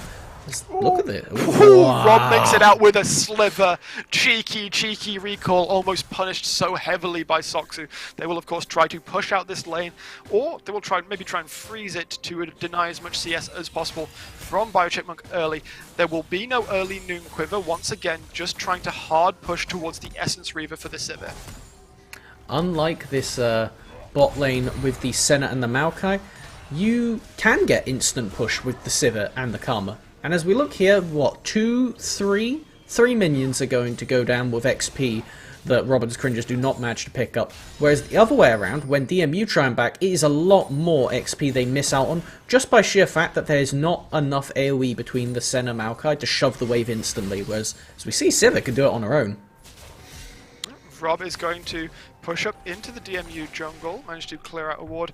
The sapling will come through, but again, just a little sentry plant for the time being. Hey, do you know what level it is? It's level 6. Shen's level 6. We need to be watching the map now. Where does Spirit manage to make a play? The wave is pushed into them, so they ideally do not want to be ulting at this moment in time. And almost on cue, Sweet Summer Day is here to play to this top lane and just truly dissuade Spirit from getting anything done, because they want to push if they want to make plays. Aggression, though, that's the question. There is the knock-up. Okay, the taunt is completely disrupted. Flash should be available for Spirit, I believe. Yes, it is. The chase down is still going to be there, though. Sweet Summer Day lands the bear slap once again, and Galvanizer will make up that lost gold. Good punish onto the DMU top laner. At 8 minutes, the Herald is up, but this time Heavy Dubstep Remix is not just going to give it up for free. Instead, he's going to go towards the middle lane, trying to get onto Ocean Croc. The teleport coming through from Galvanizer here. Ocean Croc is absolutely going to fall. That is a pretty easy pickup. The Ghost plus the Unstoppable Onslaught is going to be very difficult to deal with on these immobile champions like the Cassiopeia. This is why Cassio hates to deal with Jarvan. It's the same thing. Now it's just a bit more of a skill shot from Heavy Dubstep Remix. They show their prowess, they get a nice gank in from behind. He's going to completely remove that Cassio from the map.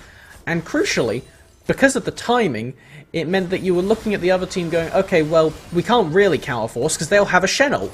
So, not getting punished for that top lane death right there, and does take Sweet Summer Day off of this Rift Herald, giving Heavy Dubstep Remix time to just clear through their jungle and equalise the gold a little bit. Yep, as we were saying, first Herald percentage, very much a Robin's Cringe's hallmark. They will hard focus that one down. Sweet Summer Day will pick that up just there on your screens. 2 for 2 right now, slight gold advantage thanks to CS and the kill priority there for DMU T1. But objectives all in the pocket of Robin's Cringes right now. Something to note is, as we saw last game, Robin's Cringers played very heavily to top with this Rift Herald, attempting dives onto Spirit. Will we see a run back from that? Udia's in the area, but they're likely to go for a reset. They did not chuck out this Herald at the first opportunity. They were very patient with it and found the almost perfect dive where they forced out a TP from the enemy and still managed to come back for that last tower plate in the top lane. So, as we head forward right now, watch Sweet Summer Day with this Herald placement. Galvanizer is just going to go for the full engage here. Spirit is going to have to try and get out with the taunt, but there is no taunt to be had. The ultimate comes through. The Dawning Shadow will shield Spirit for a time, but there is just nowhere to run. Walked down by the Bear Slaps and the Axe of Scion.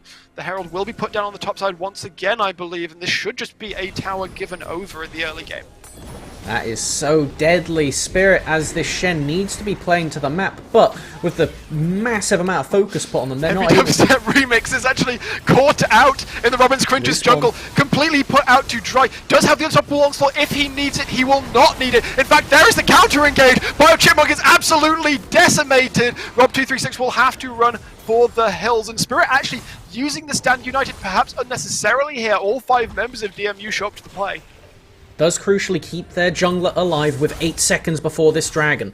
And, considering if we look, Galvanizer having to reset now after getting this second Herald charge, is going to be a lot of farm. Spirit could potentially look to freeze this wave if they wanted to, as Robin's Cringes will not be able to contest this dragon, will not be able to force that 23-minute soul again, and this will be DMU actually getting some fight back in them in the mid-game. Certainly will, and of course, still quite even. Obviously, gold advantage now jumps across because of the plates and that tower destruction for Robin's Cringes, and it will be the ever so crucial Ocean Soul this game. So many big, beefy members on both sides. The Scion would love it, the Udyr would love it, the Shen would love it, the Hecarim would love it.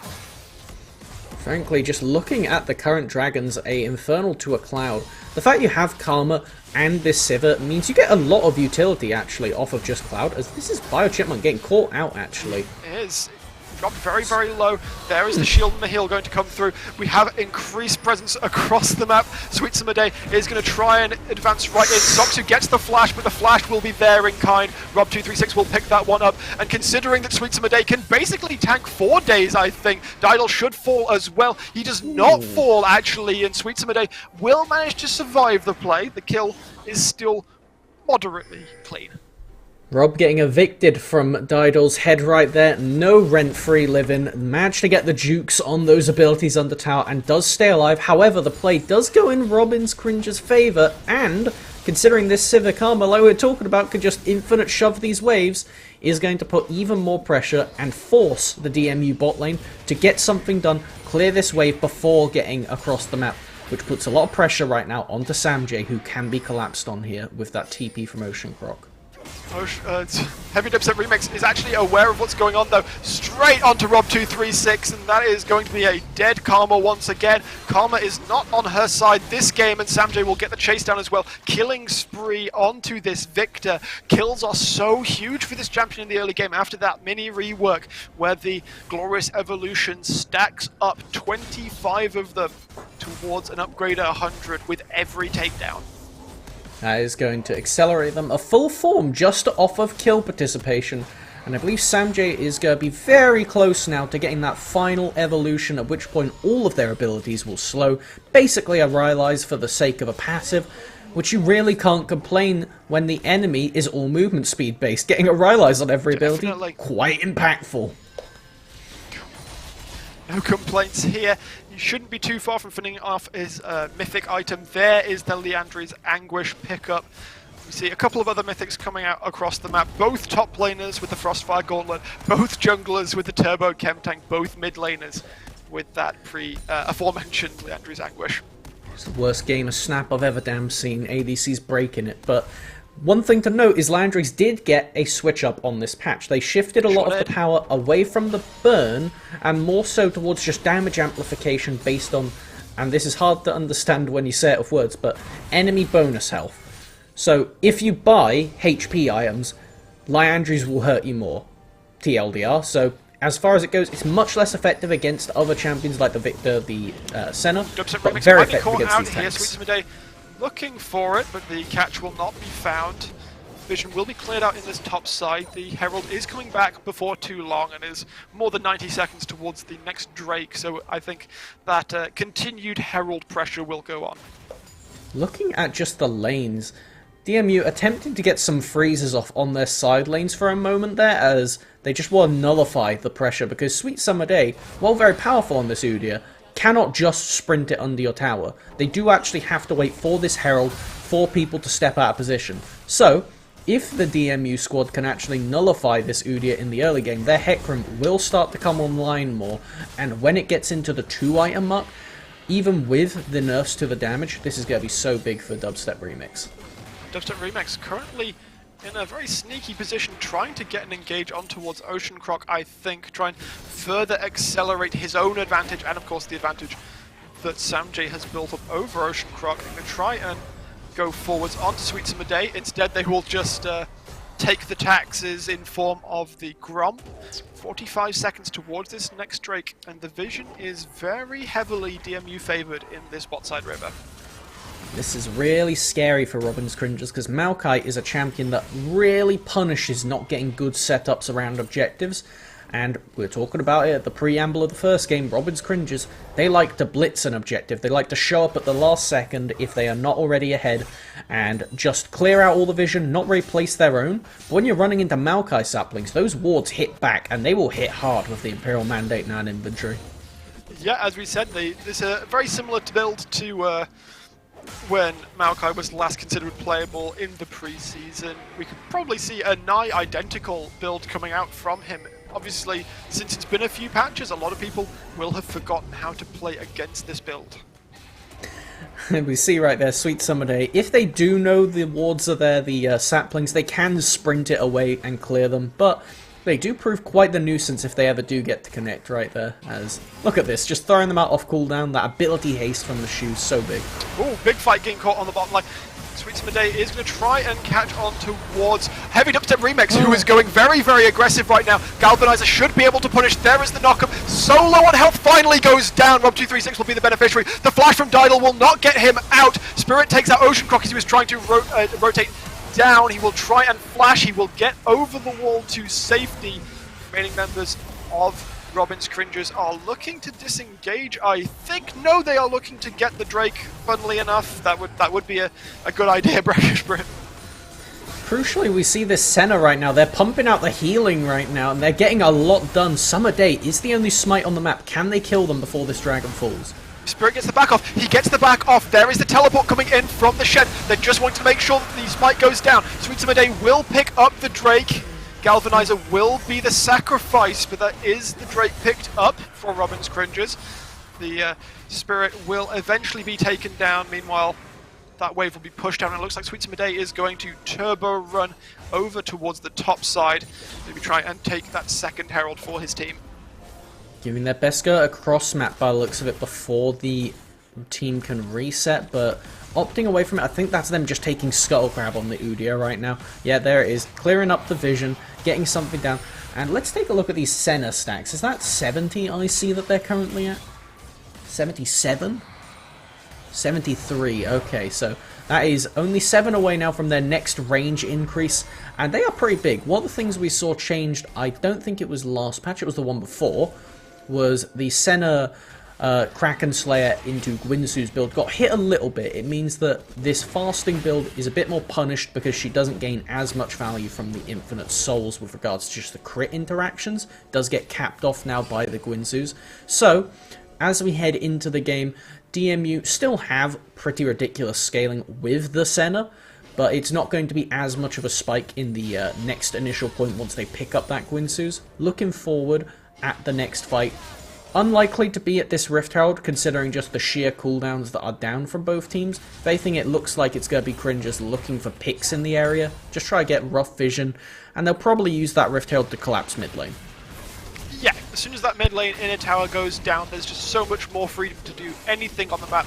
You've all heard it 1,000 times before.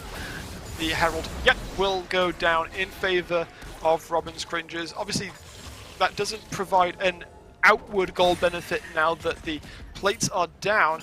Ocean Croc might be looking towards getting engaged upon. Nope, Heavy Dubstep Remix is more than happy just to keep taking away blue buffs here. Biochipmunk gets caught here, taking a lot of damage from Soxu, and will get taken down by the Dawning Shadow. Rob236 will be able to dodge the grasping hands that come out from the ultimate of Didal.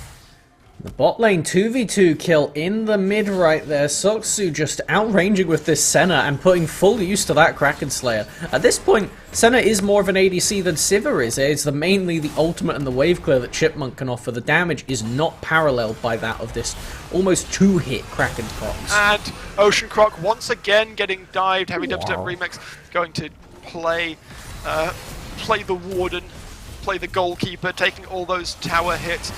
Trying to get an engage on here. Sweet Summer Day to do a decent chunk of damage. Will force out the Stand United from Spirit. Teleport's not available for him either right now, so there is the potential for plays to be made while that cooldown is unavailable.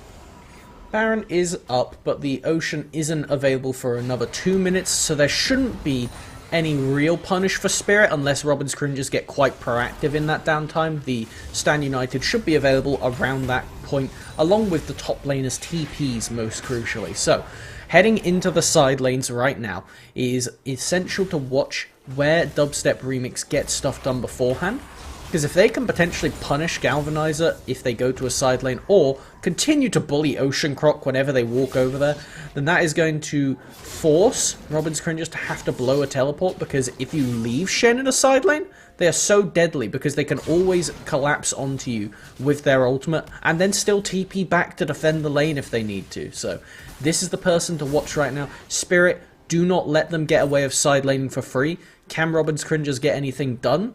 Or will they just get to run the game from there? Well, right now I have to, spare a thought for Ocean Croc, having a very, very rough game. Heavy Dubstep Remix taking any opportunity to get onto this Cassiopeia, and currently sits 0-3 to Sam J's 5-0, also 30 odd CS in the disadvantage. They will be heading towards that Seraphs very soon, but Senna clipping over to 90 stacks at the moment. Looks like they will not be up to 100 before the objective, but Brexit, Slayer, Sosu, and Dido just get into free wave clear right now. Get rid of this vision. The Senna is at an insane range advantage over everybody on Robin's Cringers right now. So, as long as they don't get caught out, this Senna is almost unkillable. Sweet Summer Day being very, very lackadaisical with how close he was getting to the DMUT1 lineup right there. We can see it's a party. Everyone is here. Heavy Dubstep Remix currently lurking towards the bot side, and there's no vision for Robin's Cringers here. A ward is put in the pit, but Dubstep Remix will finally be spotted out. Is he going to look for an engage here? The Stand United is back up from Spirit, so he does have the agency to go on a dime pretty much. There is the stun coming through. They're going to try and chase onto Heavy Dubstep Remix since he is alone right now. There is the engage into the team. Dawning Shadow will come through. Galvanizer is going to take the brunt of the damage. It's all going onto the tanks here. Sam J will become dominating, and the remaining members of Robin's Cringers are just going to have to flee into the bottom lane. It doesn't look like there is anything they really can do in this game state right now. You certainly can't recontest into Dido. These saplings are just such a nuisance. And frankly, it looked like DMU had given up the objective by the fact that Sam J was playing mid. Sam J, going to take a lot of damage, but it's very, very tanky. Udyr, 2 items completed, including the Force of Nature.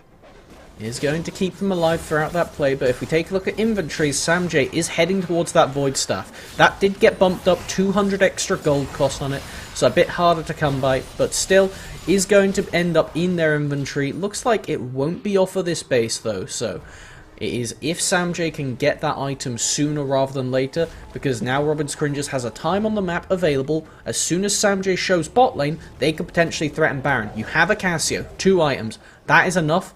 Robin's Cringers, you're getting outscaled by this Senna. Sam J's Victor is massive. You cannot let this game keep going as it is. You need to get back on the map. Otherwise, if you take a look, 2 dragons apiece, your soul win condition isn't even online anymore.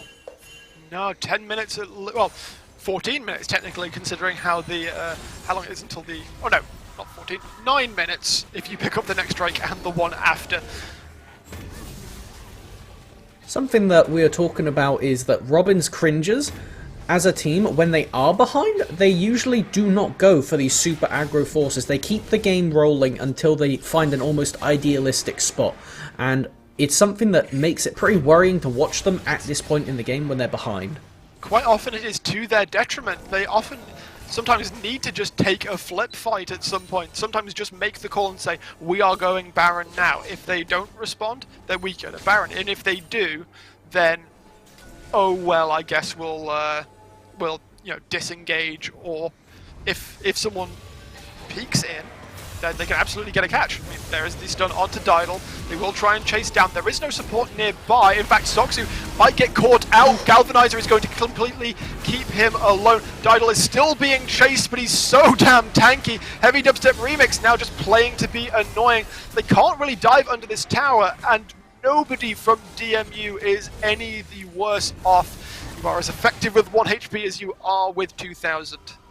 But one thing they are not as effective with is Sosu without Flash right there. Just a misposition on the other side of the fight. It looked like they were coming to help Didal, and Galvanizer just walks in on them in the river and, forces the center to flash over the wall. That adds actual threat now to this champion. When it comes to fighting in the river, Robin's Cringes are not going to do so badly. If they could just push up through mid with this bot lane priority and then just force through lane, then they could get stuff done. But right now, sleeper play. It looks like Robin's Cringes aren't able to contest just yet. The Sile needs to TP ASAP, otherwise this objective is handed over. There's the teleport. The ultimate is not available for the Scion here. They can't even get in. It actually looks like DMU are... I don't think they realized the situation was actually quite in their favor. Spirit had the Stand United available. There was a very real chance that they could have just taken the Baron for free. Irregardless of favor, though, point to notice is that they now have TP advantage on both solo laners. Robin's Cringes, neither. So this puts so much fear into them if they aren't willing to give away this third dragon.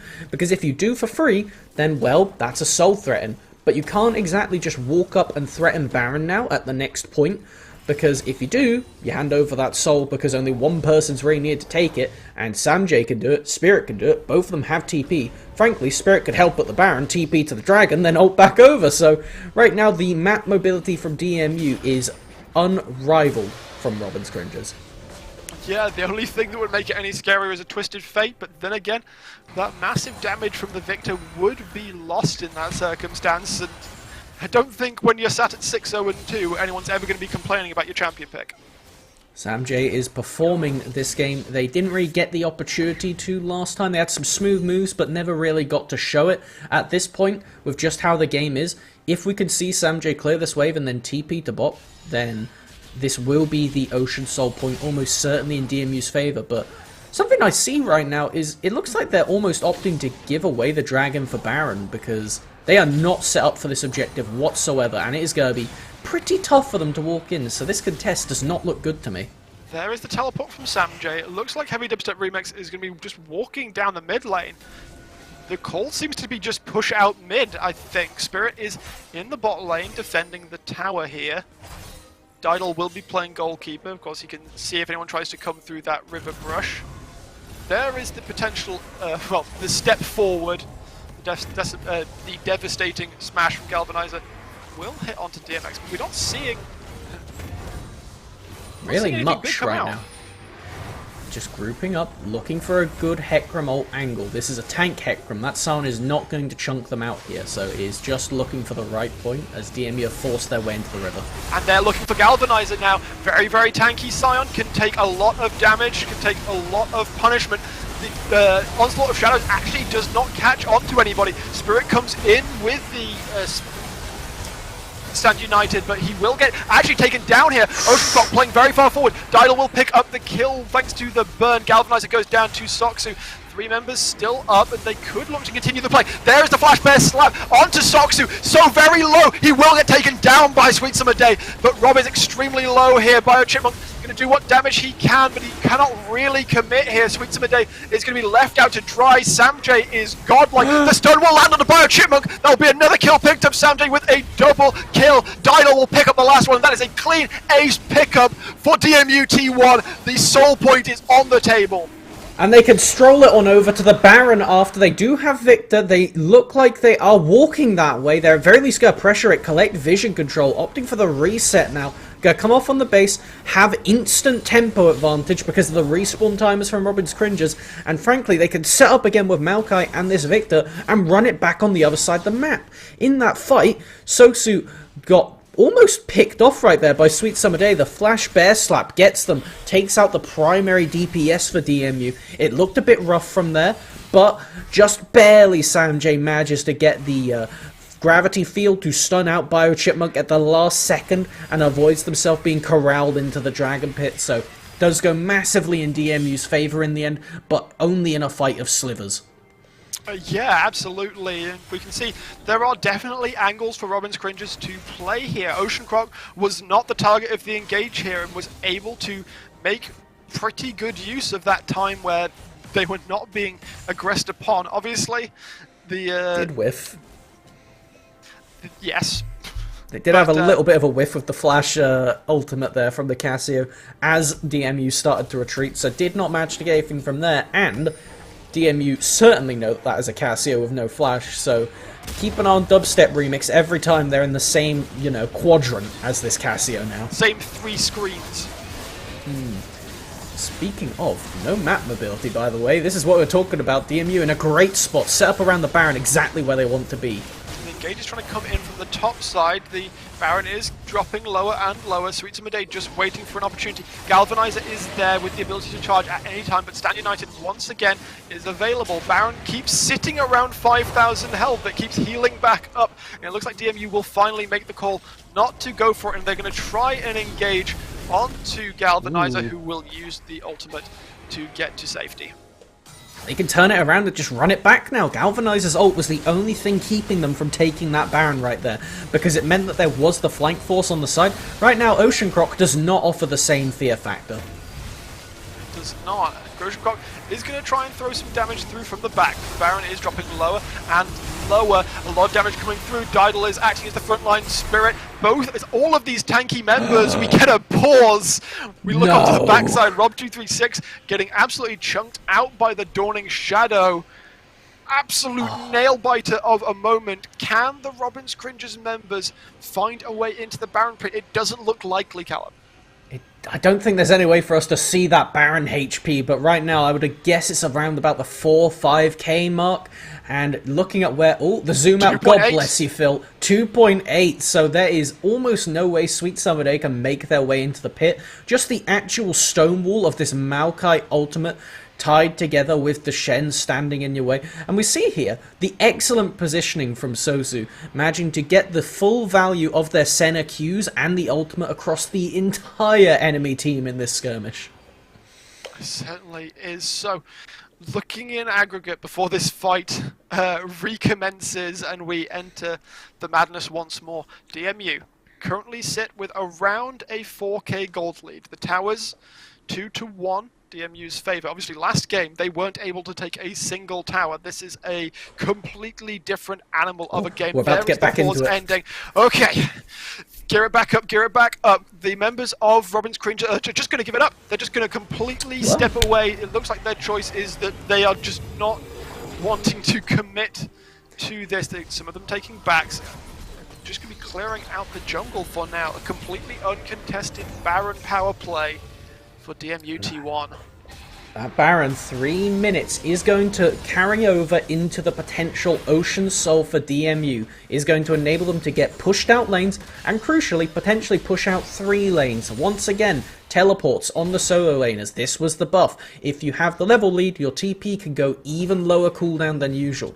This throws off a lot of teams and makes 1-3-1 somewhat viable, because it means that you're almost a bit disjointed right now. If you're not fully practiced, which it's so hard to be, with what the actual cooldowns of these summoners should be, when you take a look at the Ionian boots for this Victor, and then just try and calculate what the CD should be of the enemy's teleport, it makes playing the map really scary, especially when you're behind here.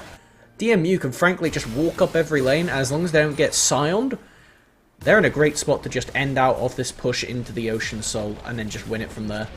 As they do, the final outer tower will go down for Samjay. The only person present is Sweet Summer Day, who I do not think can take the 1v1, especially now that Heavy Dubstep Remix is moving up to try and help his mid laner. Bio Chipmunk is also there. I don't think a big fight's going to come down here. Yeah, meanwhile, a lot of support on the top side. Yeah, Didal and Soxy are going to take down the mid inner. Then the presence comes towards the top side. There goes the top inner. Meanwhile, Spirit is pushing in bot lane. They can rotate there if they so choose. It looks like they are, however, going to threaten the top inhibitor. Samjay, so deadly on this Victor right now, can poke out the enemy team, and the Moonstone on this Karma will only do so much as the onslaught of waves come through. We see Maokai actually just Baron buffing mid lane alone, has the ultimate to disengage if you come to force them. It requires 3 members to kill these Baron minions just because the Casio cannot shred through them like they can with normal objectives. And as we see, 25 seconds until this Ocean Soul Drake. Sweet Summer Day rushes all the way forwards, but cannot do anything really. Sweet Summer Day is going to be dropped incredibly low. There's the Stand United. Spirit is actually somewhat left alone on the front line. There is the catch, however, Galvanizer will be the price to pay. Soxu flashes forwards, not quite able to take down Sweet Summer Day. Bio Chipmunk will make it out with a sliver as well. It's hard to say. It looks like they're just going to send Heavy Dubstep Remix to claim the soul, while the remaining members of DMUT1. There is a teleport coming in from Spirit towards the top side. They're going to push these inhibitors all the way in while they claim the soul. Unrelenting pressure right now. You can't contest Soul because you lose your base if you go. So Dubstep Remix just making the most out of this Baron buff is going to secure them the Ocean Soul. And it means that they could potentially continue this push if they want to. We'll have to see now. Looks like they're opting for the defensive option. DMU, they're going to take a reset. They managed to open up the base twice over, get top lane inhib access, and it means they can continue to play the map with this Shenno and Samjay's TP. Yeah, a long while until the next objectives become available though, so I have to assume at the 35-minute mark, DMU are just going to say, we can walk this game down now. There is basically nothing that it seems that Robin's Cringes can do about the tank members of these teams. Spirit just does not seem to die. Heavy Dubstep Remix gets all of this shielding and healing from his teammates, and Didal, even when engaged upon, even when being chased for 15 seconds or so, just does not fall with the sap magic. Absolutely insanely tanky. They've got their full build for all intents and purposes on this Maokai support with a stopwatch in tow. That will likely go into the Zhonyas if they even get time to build into that. Right now, this is just upsetting quantities of poke as we take a look through the gold leads, and that is a wicked 5k in Samjay's pocket over their lane counterpart. I mean, yeah. Story of the game, Ocean Croc, bless his soul, was bullied by a robo-scientist and a horse. Death Centaur. So the thing is, this Cassiopeia pick hasn't really worked out how they wanted it to. With a team comp that wants to run in, the Cassio really just doesn't synergize with that. So Robin's Cringes struggling at this point to work their way through the draft, and DMU exactly how they claimed. If we can get ahead, if we can play our own game even, we are favoured in these games, and right now that is looking to be the case. It certainly is. I do wonder what would have happened had Ocean Croc wanted to run back to Syndra, but I think the Syndra would have fared almost even worse than the Cassio in this situation. Oh so God, immobile, so easy to They're jump just on. hitting tower. Look at them. They're just hitting tower from out of range. This is the power of the Senna with so many souls. How many souls do we have actually production? One last checkup. Oh, that's illegal. 170 plus stacks on the Senna, outranging any tower. They can hit the inhibitors without fear of anything. reprisal. Oh, Rocket's caught out. One more hit will knock that one down. Soxu will take that out, and they can just walk these waves into the towers. The Maokai ultimate, merely a formality. They are going to run to the top side, claim this last inhibitor. A big wave. There are 2 cannon minions there. They can push that in towards the Nexus turrets. I think the game is all but done, Melvin. This game should be over right now. Robin's Cringes, they've got to take a stand here because the game is done in front of them if they don't. Nexus Tower's just getting taken down by Senna, but there's nothing you can do at this range. The poke is disgusting. And they're showboating. Heavy Dubstep Remix walks in to Onslaught of Shadows out. Soxu will take down Ocean Croc. Then will hit down Sweet Summer Day. One more hit. Another kill will be put onto Soxu. 6-2 and 9 on this Fasting Senna setup. They may even try and give him the Quadra. They will. The Quadra kill. 7-2 and 9. This Senna will walk his team in to leveling up the series. DMU T1 take it to 3. And it is not the clean series that DMU wanted. They are going to have to take it to that very last game. But crucially, we see them come online, actually execute on how they wanted to, and really just hang Robin's Cringes out to dry right there. When it got to the middle, late game, there were so many points where Robin's Cringes, they could have tried to force, could have tried to end the game off of one single play, whether that be against them or not. But they never take the 50-50. They never take the 40-60. They never take the 30-70. And as we saw by the end of it, it was a 0-100 in the favour of DMU. Yeah, sometimes you just got to take a risk in games like these. If the enemy team does not give you a lead, then you have to manufacture one from thin air, effectively. I would have loved to see a potential Baron flip, but I think we all know that would have probably ended the game maybe just a few minutes earlier. Absolutely, and as we head into our next one, that means for the first time of the series, Robin's Cringes will have choice of side. So it'll be interesting to see if they opt to take the blue away from DMU, or if they're liking their new home on the red side of the map. I have to think they take blue side away from DMU because it is their comfort, and obviously the ability to do target bans on blue side, where you're usually meant to do meta bans on the red side, or at least that is the wisdom. Praise LS. We had a little update. Sorry to interrupt. Surrey have knocked out Leicester. Or knocked them down into the lower bracket, or is that knocked out completely? No. Out. Oh, this is the lower bracket. It is. Yeah. My word. They're gone. That is Surrey Careless Stags gone. showing up huge. Careless were apparently careless with their chances of continuing in the bracket. This is another one of the teams that DMU said we're expecting to play them in the next round. We're excited to see what it is, but, well, we'll have to see if all bets another are upset. off on this split. All bets are off. As Do we've we got one see? game left. Is this the day of upsets then? I touted dramatically somewhat at the beginning of the day. Obviously, Robin's Cringes, possible Kingslayers. Is this the day that we see the world turn upside down and all predictions go down the drain, Cal? It very well could be. We'll have to throw to a little break just for the moment, and then we'll get the thrilling result of that.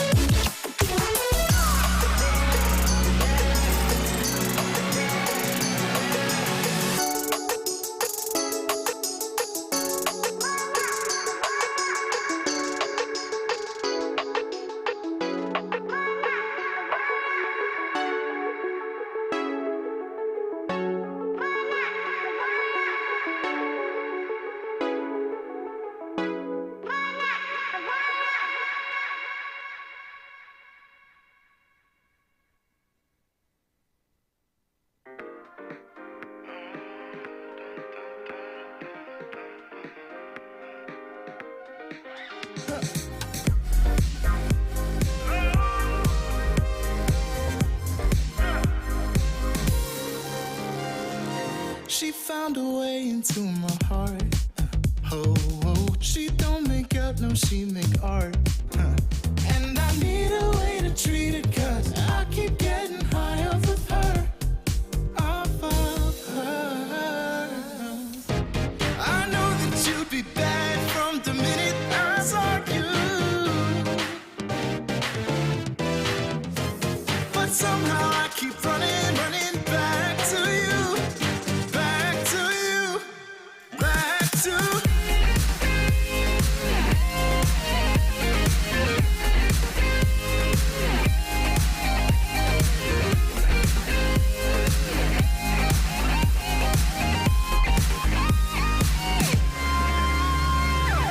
long nights can get me feeling lonely. Hey. And hearing music that can make me smile. But the way I feel with her cannot be explained. But one thing still remains on my mind. I know that you'd be bad from the minute I saw you. But somehow I keep running back to you. Back to you.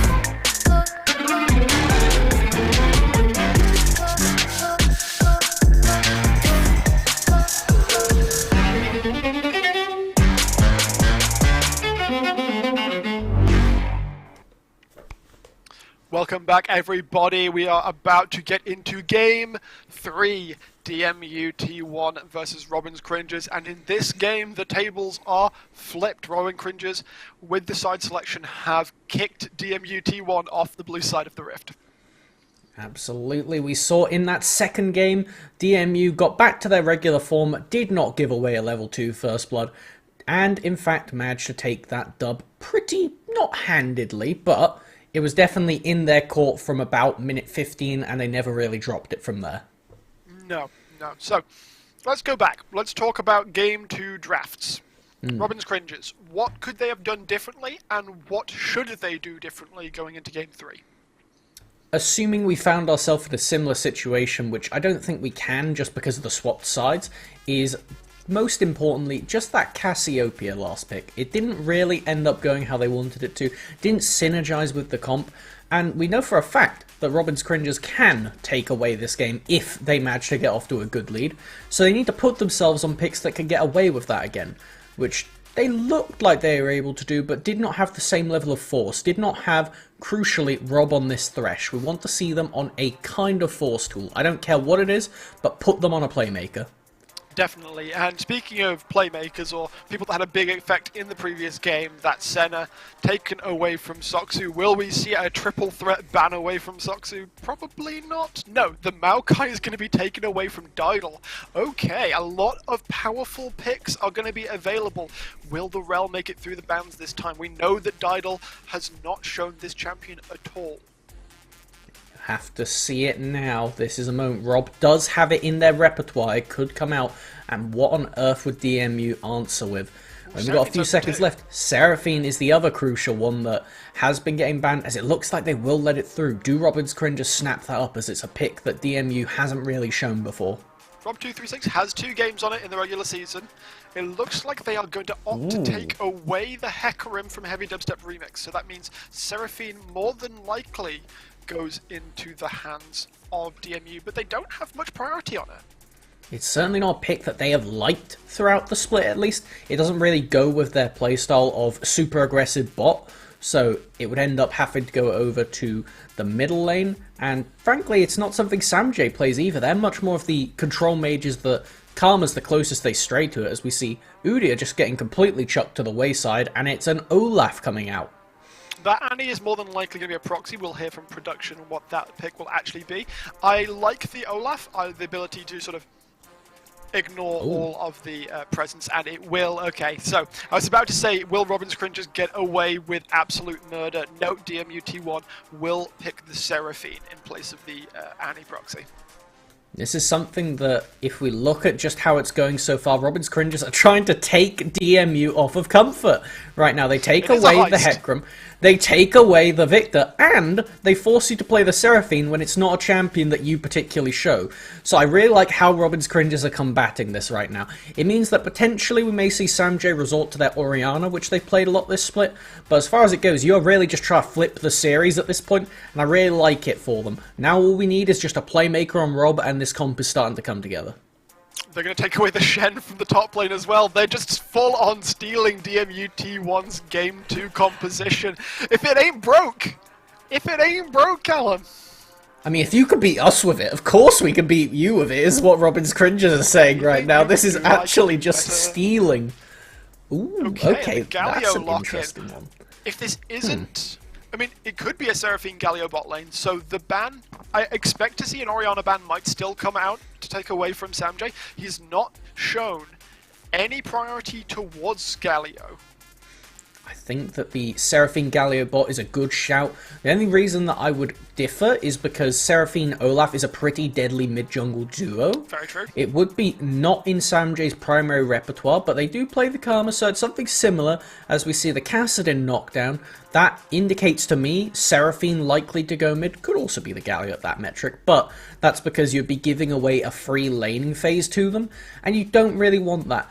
And this leaves Robin Cringers in a bit of a weird spot. They have to ban the Caitlyn, because if you send Caitlyn Seraphine bot, that's super oppressive.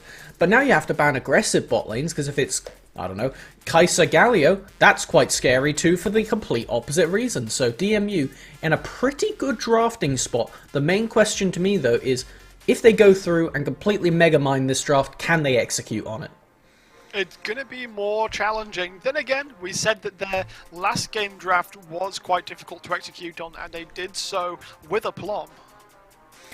100% so, and as we see the very last ban, what will Robin's Cringers take away? It will not be the Scion, so we may see that again. Soxu.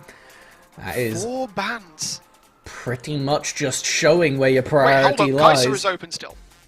Kai'Sa is still open. That is a champion that Soxu played a lot, but crucially did lose on in the first game. So, really just throwing it out there. They are laying it on thick for the side of Robin's Cringers. Go on, take it. We know you want this, Kai'Sa. You have the Seraphine in hand. Don't do a weird bot lane on us. Just, you know, play your comfort. Just you, though. Just you. Nobody else is getting comfort this game. Cho'Gath is a pick that Spirit has played before this split, but is nowhere close to things like their Ornn, their Set, even their Renekton. These are champions that they favour over. As right now, Robin's Cringers, oh look at this, take the Kai'Sa, we'll just play Vayne into it and really put the body bag on.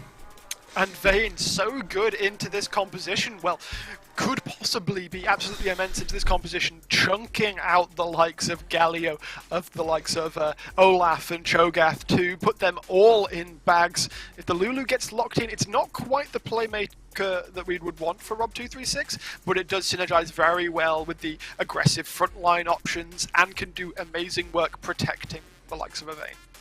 Something from DMU's own mouth, they did talk about how BioChipmunk is pretty much Robin's Cringer's best player, hence the namesake, so it's the kind of person that when you put this agency on, as a Vayne, with a Lulu, with a Shen, that's a lot of scary tools, and that is an Aphelios lock-in last. We'll have to see if that one... I don't know if DMUT1 have the comp to support an Aphelios. You almost always run that with a Thresh for the safety.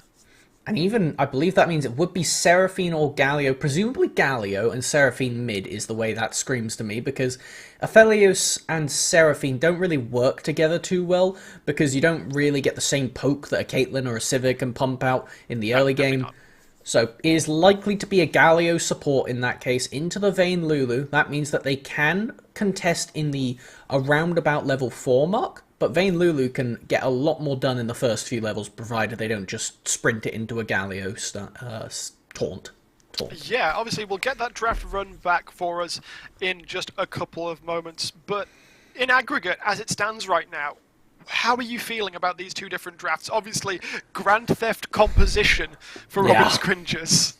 I absolutely love what Robin's Cringes have put together for this game of DMU's draft, basically, but now with a slightly funkier bot lane. That little trick they did at the end there by saying, we know you want to pick Kai'Sa. Your comp works well with Kai'Sa. Kai'Sa works well into us. So we'll take Vayne, who beats Kai'Sa, along with Lulu, who is one of the most deadly duos with regards to just the 2v2 as the game goes on, and completely nullify any chance for you to lock in Kai'Sa, because after seeing how it's gone for this series so far, BioChipmunk really ready to throw down the duel, and this bot lane is going to be pivotal for Robin's Cringes try to get stuff done this game. It certainly is.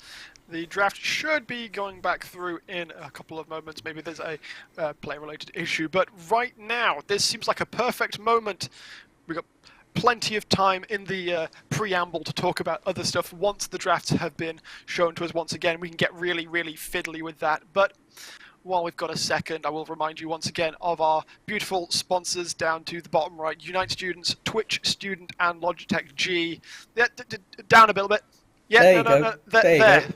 A little bit further to your left. To your left. I'm going to stop. I've got terrible hand-eye coordination. This is why I talk, not All play. All the relative links are going to be beneath the stream. Thanks very much, obviously, for the support. There we are, back into the draft. We will run this back as quickly as we can and get into the lock-in phase. So, have they done it, Callum? Have Robin's Cringes formulated the perfect recipe for success?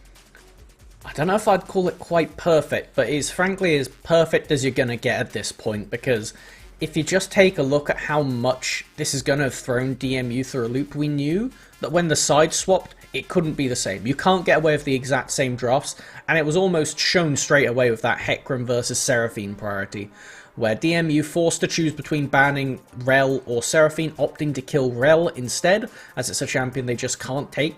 But it does mean now that presumably Samjay on this Seraphine will be not necessarily out of their comfort zone, but it is definitely a pick that is not exactly their primary. They played it a fair bit on release, but has not been spamming it recently. They much prefer the Victor and the Orianna to the Seraphine itself.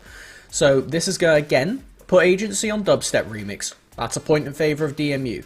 But if you then look at it, this is a champion that can get absolutely run over by Hecarim, by Vayne, which then gives Robin's Cringes the ability to get proactive things done. So both teams right now have clear win cons, and it's pretty, I would say it's pretty execution-based to see if we can get Robin's Cringes off to a snowball, because if they do, it's a pretty hard ball to stop. Absolutely. I actually want to take a second, because obviously we're talking a lot about bot lanes and jungles. How do we feel about the Shen-Cho'Gath matchup in the top lane? So generally, the way that Cho'Gath comes into drafts is you pick them into blind tanks. And this is because the max HP damage they could do and the fact that they just get to thrive in these matchups, constantly prop grasp, they will usually be on the better end of the trades. And the sustain they get from the passive on this Cho'Gath means they should usually be in a healthy spot. Has two tools to stop the Shen ultimate. So I'm quite pleased with Spirit on this pick. The only thing is, when you look over, we already saw what a Shen could do across the map last game. If you don't play perfectly, then they can punish you pretty damn hard, especially paired with Hecarim. Yeah, and of course there's so many different ways that the Robin's Cringes lineup have to keep Spirit at arm's length when a team fight comes down. We now have the Victor on the Cringes side for the first time. Gravity Field really good at forcing Cho'Gath to either walk around it or get stunned walking through it. Lulu, glitter lances for days. Whimsy can turn you into a cute fuzzy little thing. It's going to be difficult if your name's not Olaf to get into this backline. Speaking of getting into backlines, you can see for excluding the Olaf, everybody on DMU's comp wants you to come into them. Cho'Gath, they want you to fight them. They want you to stand there and run at them so they can get big silences. Seraphine, enough said. Big AUE everywhere. So, you know, not really a force tool. Aphelios, very similar principle. They want to stand still and take on every challenger that is afoot. Galio, defensive tools are galore, can also nullify a lot of the engage. Robin's Cringers, however, I think we see slightly a bit of a run back, where they had a very good team for forcing, but they had a mid who did not synergize with that. Victor can fight in the scrappiness, but he does not really care for running into people. He much prefers it when DMU come into them. So right now, the Olaf and the Victor are the two big things from each draft that stand out to me and go, that's just a bit not right. That said, obviously DMU did that in the last game, and they were playing that forward style. We could see him link up with Sweet Summer Day as Sam J and Heavy Dubstep Remix did in the previous game to try and really bring the hurt to Sam J, and I think that would be somewhat cathartic considering what they did to Ocean Croc last game. It was synonymous to bullying. Only thing is the Casio has to be a bit more mid-range. The Seraphine can be much further back, so it is going to be almost solely on Sam J to just solo survive this lane, especially at level 6. That's when it gets scary. So the thing that I'm looking at straight away is which players go into this game with Cleanse, because if I'm Sam J and I'm Sosu, I pretty much want Cleanse against Whimsy, Hecarim, Shen, enough said. But if you do that, you lose TP advantage in the mid lane, and losing TP advantage against a Shen team means that you're open up to 1-3-1, and that is a whole can of worms you do not want to be on with Team T1 here. Yeah, there's not really anyone that you want on a side lane. Cho'Gath can perform okay on a side lane, but Seraphine? Nah, you want her with your team. You want to be stacked up. You want to do the biggest continuum of force as possible with a Seraphine to get the most value out of the base boosts, out of the Encore. And you don't really have that level of force tool either. Outside of Aphelios and Seraphine ultimates, Olaf sprinting at you, while scary, is not a super hard force tool, and can be avoided provided good positioning from Biochipmunk and Rob on this bot lane, presuming they would be the ones in the middle, leaving Victor onto side lane. You might even see it later on that they actually go for some kind of 1-2-2 strategy where Sweet Summer Day just lurks around and makes sure you don't dive the Victor, and then you have a Vayne Lulu on the side lane, which is pretty much unstoppable, provided they aren't super far behind. Or if 5 members don't come for them. Or that.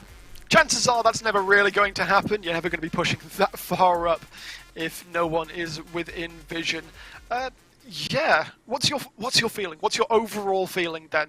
I bring back to the previous question. Have Cringers done enough to put the hurt on the DMU draft style and to claim the series, to knock out the previous champions? I think if this is blind drafting, you don't know who's who, I would probably favour the Cringers draft, just because they have the more agency to get things done, especially in the side lanes, and I think the option to 1-3-1 for the team is really big. However, slapping nameplates back on, I do then turn over and favour DMUT1. I don't know why I'm struggling to say that name all of a sudden, but I think I favour them in this draft with the players on, because while they are on slightly less familiar picks, with regards to just the Olaf getting stuff done early, supported by Sam J in the mid lane, it's pretty much what they wanted to do anyway, and having Robin's Cringers run into you is again what your comp wants, so I think I'll overall DMU. Very interesting. And to be fair, if Robin's Cringers are looking to make early aggressive plays, then Olaf loves to punish plays like that. And if Olaf doesn't get ahead in the early game, we can very easily see a situation where he becomes almost invalidated until he completes Gordrinker and Sterex. And it will be Sam J on that Seraphine opting for the phase rush, crucially. This will give them a little bit of ability to play back in the lane and avoid some of these Hecarim ganks pre-6, but post-6 there's still not much you can do to outrun the pony. No, definitely not. We have seen how fast Hecarims can be, and both junglers opting for the Ghost just to maximize the rundown potential. That ward game put in by DMU is potentially going to get some chip damage onto Biochipmunk. Aphelios does not start the game with an ability, he just starts it with 2 guns. So level 1, there should not be any shenanigans happening here. Best it'll be is Sam J try and poke Bio, But right now, Summer Day coming off. They did not place their own wards, so they could instantly scry this and get around the map a little bit earlier. Now, this is something that just completely trades vision, as we may see a late invade from DMU. I love the ward kill being given over to Ocean Croc, specifically for the situation that now, once he completely clears that first wave, he gets level 2. And this is a big force. They're actually coming around the long way, but 4 members here. Cringe is aware. They're backing off now. Unleash this red So a buff. lot It's not committed for good. both sides. Right now, Olaf, actually, I love this. They're just taking the Raptors right now, doing almost like a drive-by, and because you didn't see the Olaf leave on the ward, you think they're just in the bush still. And Aphelios Galio haven't shown bots, so Dubstep basically get out scot-free. A camp up delays Hecarim massively, so without actually Delays having to bot lane. risk anything, no flip happened. Great jungling from Remix, and great team play from DMU for that level 1. Yeah, the question is now, does Sweet Summer Day realise the fact that Heavy Dubstep Remix went to clear his top side? Because there could be an element of cheese if he wanted to try and gain pressure in the bot side. Samjay does move down immediately to try and replace Vision, and we can see early level 2 picked up by Soxu because BioChipmunk and Rob did not hit the lane until far later because of that invade. This is just a good early play. We hadn't seen any level 1 shenanigans in any of our games so far, but DMU showing their expertise, got a lot of experience and executing on that ever so perfectly, even using the vision that Cringes had down to bait them into a false sense of, well, the opposite of security actually, a false sense of insecurity. The level up will finally come through for Chipmunk and Soxu, but obviously they are considerably down in the early CS, and the poke advantage is very much there for Soxu and Didal. Also, of course, the fact that Dubstep Remix forced that early play means that there is no punish in the early game. They know Sweet Summer Day needs to be clearing his topside camps right now. Makes such an inconvenient clear for this Hecarim. It means they don't get to acknowledge their Krugs initially, so they're not going to get reset. While Dubstep Remix does the same on the other side of the map, it will still leave them with a camp advantage, and, crucially, watch this pathing here. Dubstep is going to take that Skull Crab, and then that Raptor camp is about to spawn. Oh, looky loo, there it is. So presuming Zamjay could get priority, look at this, we have bot priority for the Aphelios and the Galio. We may even see a potential 3-person play to steal these Raptors away. Love the ward from Ocean Croc though. The awareness of whether Heavy Dubstep Remix goes for that play. The ward does come out from Samjay as well. The ward will be cleared. I wonder if they want to commit to this. Sweet Summer Day is making the way towards, but he is only level 3, whereas Dubstep Remix is level 4 from the extra camps taken. Ocean Croc is actually rotating early. There's the engage there, trying to catch onto Heavy Dubstep Remix. There's a lot of damage coming through, the smites are coming through back and forth. Heavy Dubstep Remix going incredibly low. First blood will be picked up by Sweet Summer Day. Samjay now going to take a lot of her. Flash forced out, the chase will not be there. And the over-aggression, perhaps overconfidence a little, from the DMU jungler is punished. First blood across to the Hecarim once again. Playing to your jungler right there, Ocean Croc rotated away, gave up XP early just so they could get the initial slow field down. Punish onto Dubstep Remix right there. It looked very close, but the Seraphine just cannot offer the same thing as a Victor can in these early levels. They do not have the massive tools of the ultimate. At that point, it starts to swing a bit more, but good team play from Robin's Cringers as they managed to counterattack that, put Hecarim back in this game, and not lose Raptors in the process. Yep, and that first assist onto the Victor will greatly accelerate his progression towards the glorious evolution. Indeed it will, and heading into it, it will be a first Ocean Dragon this game. We'll have to see if Dubstep Remix does manage to secure it off of this rotation. Crucially, because they didn't get the Raptors into a reset, if you take a look now, they only have a pickaxe. They do not have the Iron Spike Whip, which will slow down their clear more than a little bit, as it looks like they're actually just going to sprint it straight to this dragon before the bot lane of Cringers could get back on the map. No Herald available, no trader possible for this Hecarim, and is just going to be a free objective over to DMU. Control ward placed deep into the Cringers jungle. Thank you, production, for that. That first break, as you rightly say, will this time be handed over to DMU T1. Sweet Summer Day steps in to find there are no camps to steal here. This is the first time. Might try for a dive on the top side, but I would not favour that play. That is a level CC is 6 there, Joe. but there's a Cho'Gath. Can burst you out under this turret. You do need to be careful for recall. cringes. Yeah. Oh no, there is a scuttle coming out. I think that scuttle will be a delectable enough morsel for Sweet Summer Day to delay his back just a touch. Especially with the camp spawning on the bot side, you've not got a problem with this. The only question for me now is if Sweet Summer Day spots that control ward. Because of its placement, and the fact they're likely going to go either, well, even if they go Krugs to Raptors or Raptors to Krugs, no matter which way, neither of those paths actually put you through that bush, which means that there's a good chance that this is just free vision over to DMU, which is going to be disgusting, because if a Hecarim is spotted from that far away, you can pretty much avoid any ganks, even with ultimate, because you know that you have to start playing back a good 20 seconds before he's even in range. That is definitely true. Right now, bot lane, still a decent advantage for Soxu, and the wave is actually in a very, very awkward place for Robin's Cringe's bot lane. Thank goodness. Heavy Dubstep Remix is currently on the top side of the map. Obviously, his buff will be respawning shortly. After this level 1, the whole issue being for Robin's Cringes is because their bot lane didn't make it into lane first, what should have been a pushing wave. They have double range champion. This wants to be poking Dido and Soxu in this lane. But because they never had the priority, you've not been allowed to. You just get beaten up by the minions if you go and try and poke this Galio right now. As we see Sweet Summer Day actually ignoring their Raptors and just pathing to mid, trying to get some semblance of a playoff, but that ward, so crucial, means that DMU live in with vision. Well, there is a control ward actually blocking it out. Someday should not know that Sweet Summer Day is there.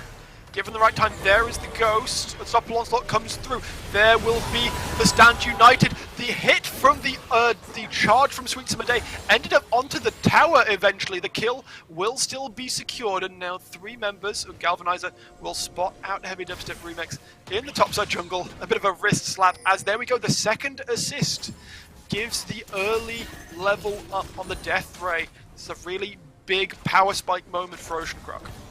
Considering Seraphine will not be able to get what looks like they're going for Lost Chapter this game, and they're going to be not able to get that at least until the next base, presumably after. Good lord, this is some fighting guns, as the Moonlight Vigil is available. This could be a kill under tower if you step too far up, as those guns can one-tap you. Like, you have to just abandon this. Just give up the plates, take it back, get back to the lane ASAP, and call for your jungler. You need to try and sort out, put the fear of God in them. Can't though, because Chakram gun just shreds through tower plates. If we look at that, they got 2 off of 1 push, and they haven't even left base for Bio Chipmunk at this point. This is just the power of these weapons that Soxu has out, and they are just going to already cycle through an entire set of magazines for all their guns. In English, that just means that they've got a lot done in these early few levels. Aphelios is still a bit of a weird champ if you haven't played it, so we'll do our best to try and explain what those guns do in advance next time, as right now they have not the best for fighting, but they definitely can just keep a fight going if they need to here. Dubstep Remix on the bot side is going to look to take him back. That said, Sweet Summer Day is present. Unfortunately though, Soxu is 2 levels up on Bio Chipmunk here. The Vayne yet to hit level 6. Looks like the bot lane will now take a reset, and there will be so much gold to spend. The fact that you have a completed Noon Quiver on Soxu and not on Bio Chipmunk yet basically tells you the story of this early bot lane. The shoes for the Vayne going for just the combat stats, wanting that attack speed to try and proc the Silver Bolts more and actually look for kills, but they do not have the opportunity. They haven't been able to play to their bot lane with their jungle yet. Yes, they managed to get something done mid, but until this Stand United is back up in about 60, it means that they're just waiting. As right now it's a hard 1v1. Gets a good chunk of damage down onto Spirit, but the Rupture will prevent any follow-up on that. There are wards littered about for DMU T1. Sweet Summer Day is going to stay true to his reputation as the first Herald King. We'll keep on slapping that one down. Meanwhile, Heavy Dubstep Remix is going to look to extend his farm lead in that jungle. Only play to the contrary, though, is the fact that Sweet Summer Day did not get that first dragon, and, based on the map position, it looks like they will not get a second, meaning that this could potentially be a Cloud or an Infernal Soul in less than, well, about 10 minutes for Oh no, DMU. Rob gets caught out in the jungle. There is no escape for the Lulu. The ultimate will not do anything. Heavy Dubstep Remix will pick up the kill, and that is disastrous right now. That is a completely free Mountain Drake, and we are looking towards an Infernal or Cloud Soul this game. This is not even a bad game for Cloud Soul. Ultimate on Olaf, extra movement speed, yes please. Roles completely reversed from earlier in the series, as right now we see the plays going over early lead. Right now, Robin's Cringes, while they do manage to pick up a, dragon, the Rift Herald on the other side of the map, they do not get the dragon. That lead goes over to DMU, and they can threaten Soul now by 21. Aggressing on the top lane once again. Spirit doing a lot of, taking a lot of damage here. Bio Chipmunk playing very far up for a Vayne who didn't have support at the time. The Condemn is there to stop Didal from maybe trying to get the taunt off, but I think you have to play more respectful. A great job of just setting up this freeze in the bot lane. So much CS. 30 CS advantage right now for Soxu. 2-level lead. Sweet Summer Day is here in the bot lane. And right now, this is just the question of how greedy will you be to force them off of minions, because right now, DMU have good guns on the Aphelios for this 3v2 if it comes about, but that doesn't mean they won't get bursted, as Didal might get killed on the return. Sweet Summer Day is just not pulling the trigger on the play. And they steps out the bush. Just steps out the bush. I thought they were going to push the wave with them and then at least get plates, but surely. Now this might be another case of just not pulling the trigger, being down now 2 dragons. It's an unfamiliar spot for Robin's Cringers. They almost always manage to get that first dragon, and just the early game power of the Olaf off the back of that level 1 play has put Sweet Summer Day in a pretty peculiar spot. The question is, where will they use this Rift Herald? It is half duration now, we got 2 minutes to see. Ideally, you'd want Bio Chipmunk getting fed, but that was the time to do it, and that means they are not going to be bot lane pretty much until that Herald is just about to despawn. So if you're DMU, you just need to play safe top and mid right now, and you pretty much wasted that entire objective that Sweet Summer Day dedicated time to. Yeah, I feel like you just want to hard shove out mid lane and put it down there. Ocean Croc right now, good farm, got 2 assists, just scaling up very nicely. Just putting some extra gold into his pocket would be great help. There it is. Yeah. Actually just chucking it down though without hitting the tower. I thought they were going to go for the run it back and use the Stand United with Sweet Summer Day to just dive onto Samjay again, but no, they're just opting to take 2 plates with it. Very conservative, not going to overextend as it's instantly gone before they can even get a third. So Galvanizer has opted to go for the Sunfire Aegis this game. Was slightly buffed on 11.6, extra damage and a little bit of extra ability haste since it was, since it is basically objectively the weakest tank item at the moment because of its extra cost compared to its brother items, the Frostfire Gauntlet and Turbo Chem Tank. Does mean that in this 1v1 they are going to out DPS Spirit to an exponential degree if they take long trades together, so that shows Galvanizer truly opting into going for the side lane this game, and it just means they're going to look to try and play the map a bit more, which, you know, I don't dislike considering the lead that this Aphelios has and the Seraphine doing not too shabby in the mid lane despite that death. Just kind of accepting the fact that, well, taking the straight up 5v5 when we needed to get a bit more ahead on this Vayne early is not a good idea.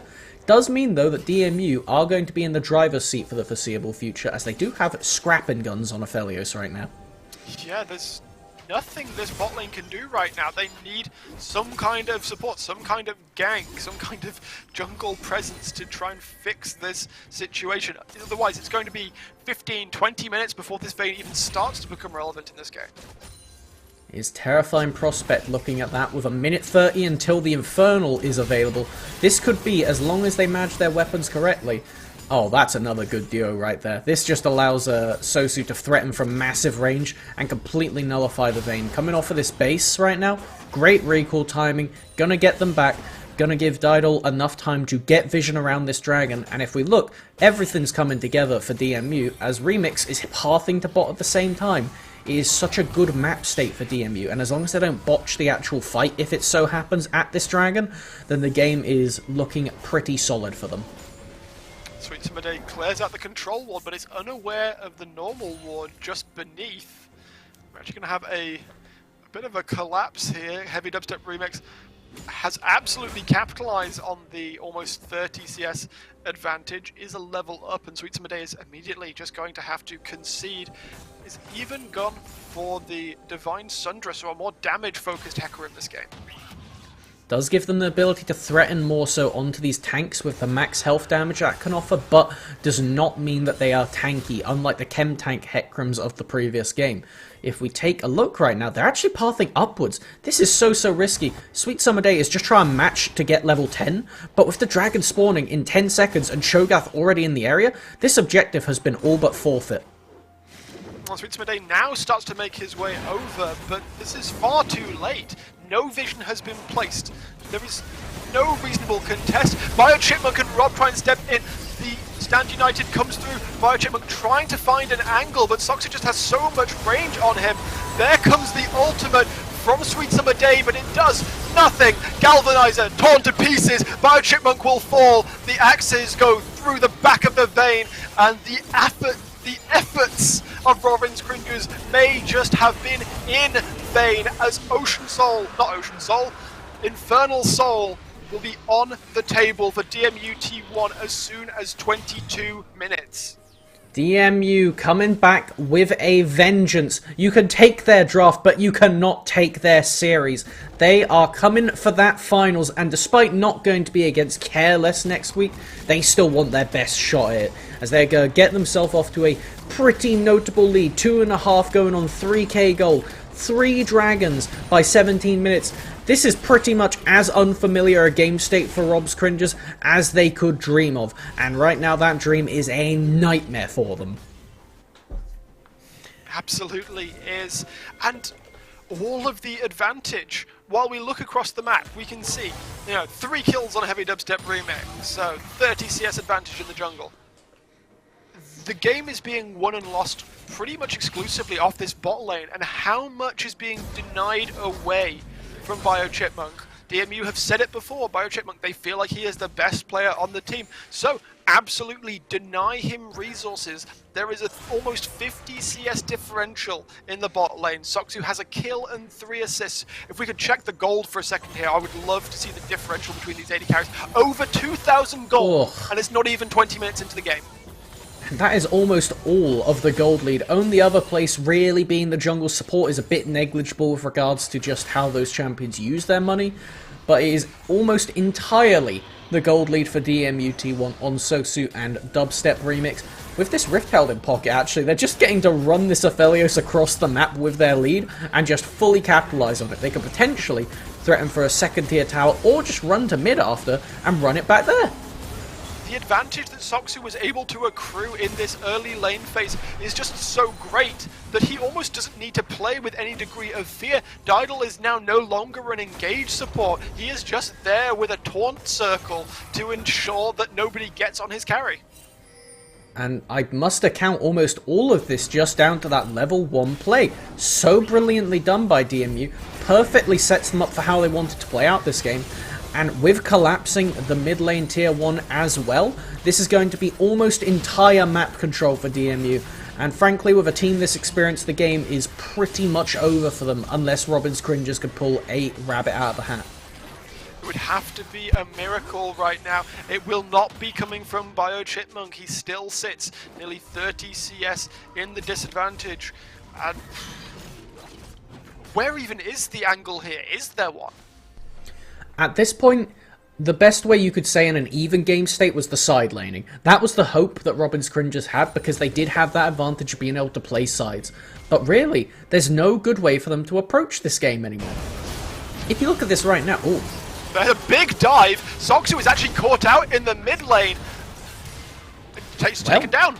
Okay, well that's one way to do it. That's a little shutdown here. Teleport comes in from Spirit though. They do not want to end this fight. Rob is able to duck away, and nothing is gained for DMU here. Perhaps a little too thirsty for vengeance on the play.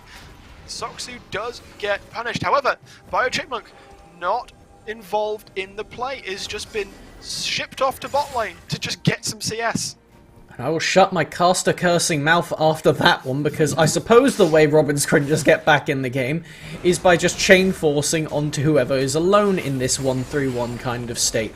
And frankly, the fact that Sosu was left alone in that position just goes to baffle me. I wasn't expecting it, and it does mean that they are going to be without cleanse at this dragon that is up in a minute, with Sweet Summer Day having the ultimate just barely available at that time. Question also being is, what guns can we get back in the Aphelios' pocket for this fight? Because these two are about to run out of ammo, and that is going to be pretty ineffective coming into this point. Sosu needs to be set up for success, and that play definitely was not it. It was not. Still, 3.5k advantage to DMU, 3 towers to 1, and 40 seconds until the fateful soul. If this falls without any form of meaningful contest, without any form of meaningful trade on the map, you have to think that this game just falls over in the following few minutes. It almost has to at this point, and we almost see Deja Vu, Sweet Summer Day, having to do the exact same path back to Raptors because they're the level down. They need to catch up to 13, otherwise Dubstep Remix just wins the Smite fight as Olaf. And at this point, they're actually going for the Gromp as well. This dragon is, I feel like, just being left for nothing. This is, well, I really don't know what to say. It's just forfeiting the whole game at this point, because you need to identify when is the last point you could viably fight. And frankly, the way that you can interpret it in Robin's Cringe's favour is it's a confidence play at best. That's at best what it is. Yeah. Not a good one. No, absolutely not. DMUT1 now moves straight to the top side, and I think they're just going to do it again. I think they just go, alright, like... They still have Cho'Gath ult! Drake, are you going to contest us for Baron? We've got Fertile Soul now. They have the shotguns. It's gone. This is going to burn in seconds. Sweet Summer Day is there. Maybe there's a steal. Nope, there is not a steal. There is a Cho'Gath in this game. Sweet Summer Day will make it out alive. One of the few junglers that is probably able to do that. And that is a Baron pickup. The gold lead balloons to nearly 5k. And we are in the midst of a Baron power play. 2.5 minutes and, well, 2.5 minutes plus of free push time for DMUT1. And I love talking about Aphelios guns, but they have got great ones for this. They can just continue to siege from massive range at this point. And again, without that Hecarim ult that they just used to try and attempt to steal, there's nothing for Robin's Cringes. They cannot force plays right now. This game is all but over unless DMU massively step out of line. And based on the series, they really just don't do that. No, after a couple of Didal hiccups in Game 1, they have played this series pretty darn clean, and they are absolutely looking to wipe away that red mark in their ledger that Game 1 loss will be. They are eager to step up to face Surrey Stags. Obviously, they were expecting to fight Careless in the next round. Importantly so, though, if we take a quick think back to the bracket just while we're running through here, in the first round, DMU beat Surrey Stags. So, if anything, this is just more confidence on confidence coming into next week for them. Definitely. Assuming they don't just int this game away, which at this point is kind of hard to do. Could happen. It's going to be pretty difficult to, but it's possible. We are looking for a miracle here, folks. It's not a likely miracle, though, because if you look through, Olaf even has Stopwatch. Frankly, the only silver lining for Robin's Cringes is that there aren't defensive items on Aphelios or Seraphine. But Aphelios has both summoners. Seraphine has Flash. You are in a dire state right now for Robin's Cringes. You need to get something done pretty much ASAP, because you are just going to bleed out of this game if you let them just farm your entire jungle for another 3 minutes. Another tower goes down in the bot lane. Waves just pushing in. They are not doing a 3-wave shove. They're just trying to stick together as much as possible. As I said, the biggest continuum of force that is possible. This first inhibitor tower in the bot lane will fall.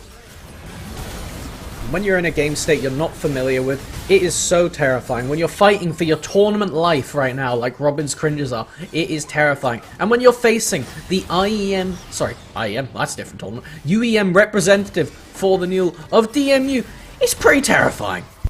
Absolutely is. If this game does go the way of the Dodo as we expect, let's spare a thought for Robin's Cringes. They made DMU work for it. They really did.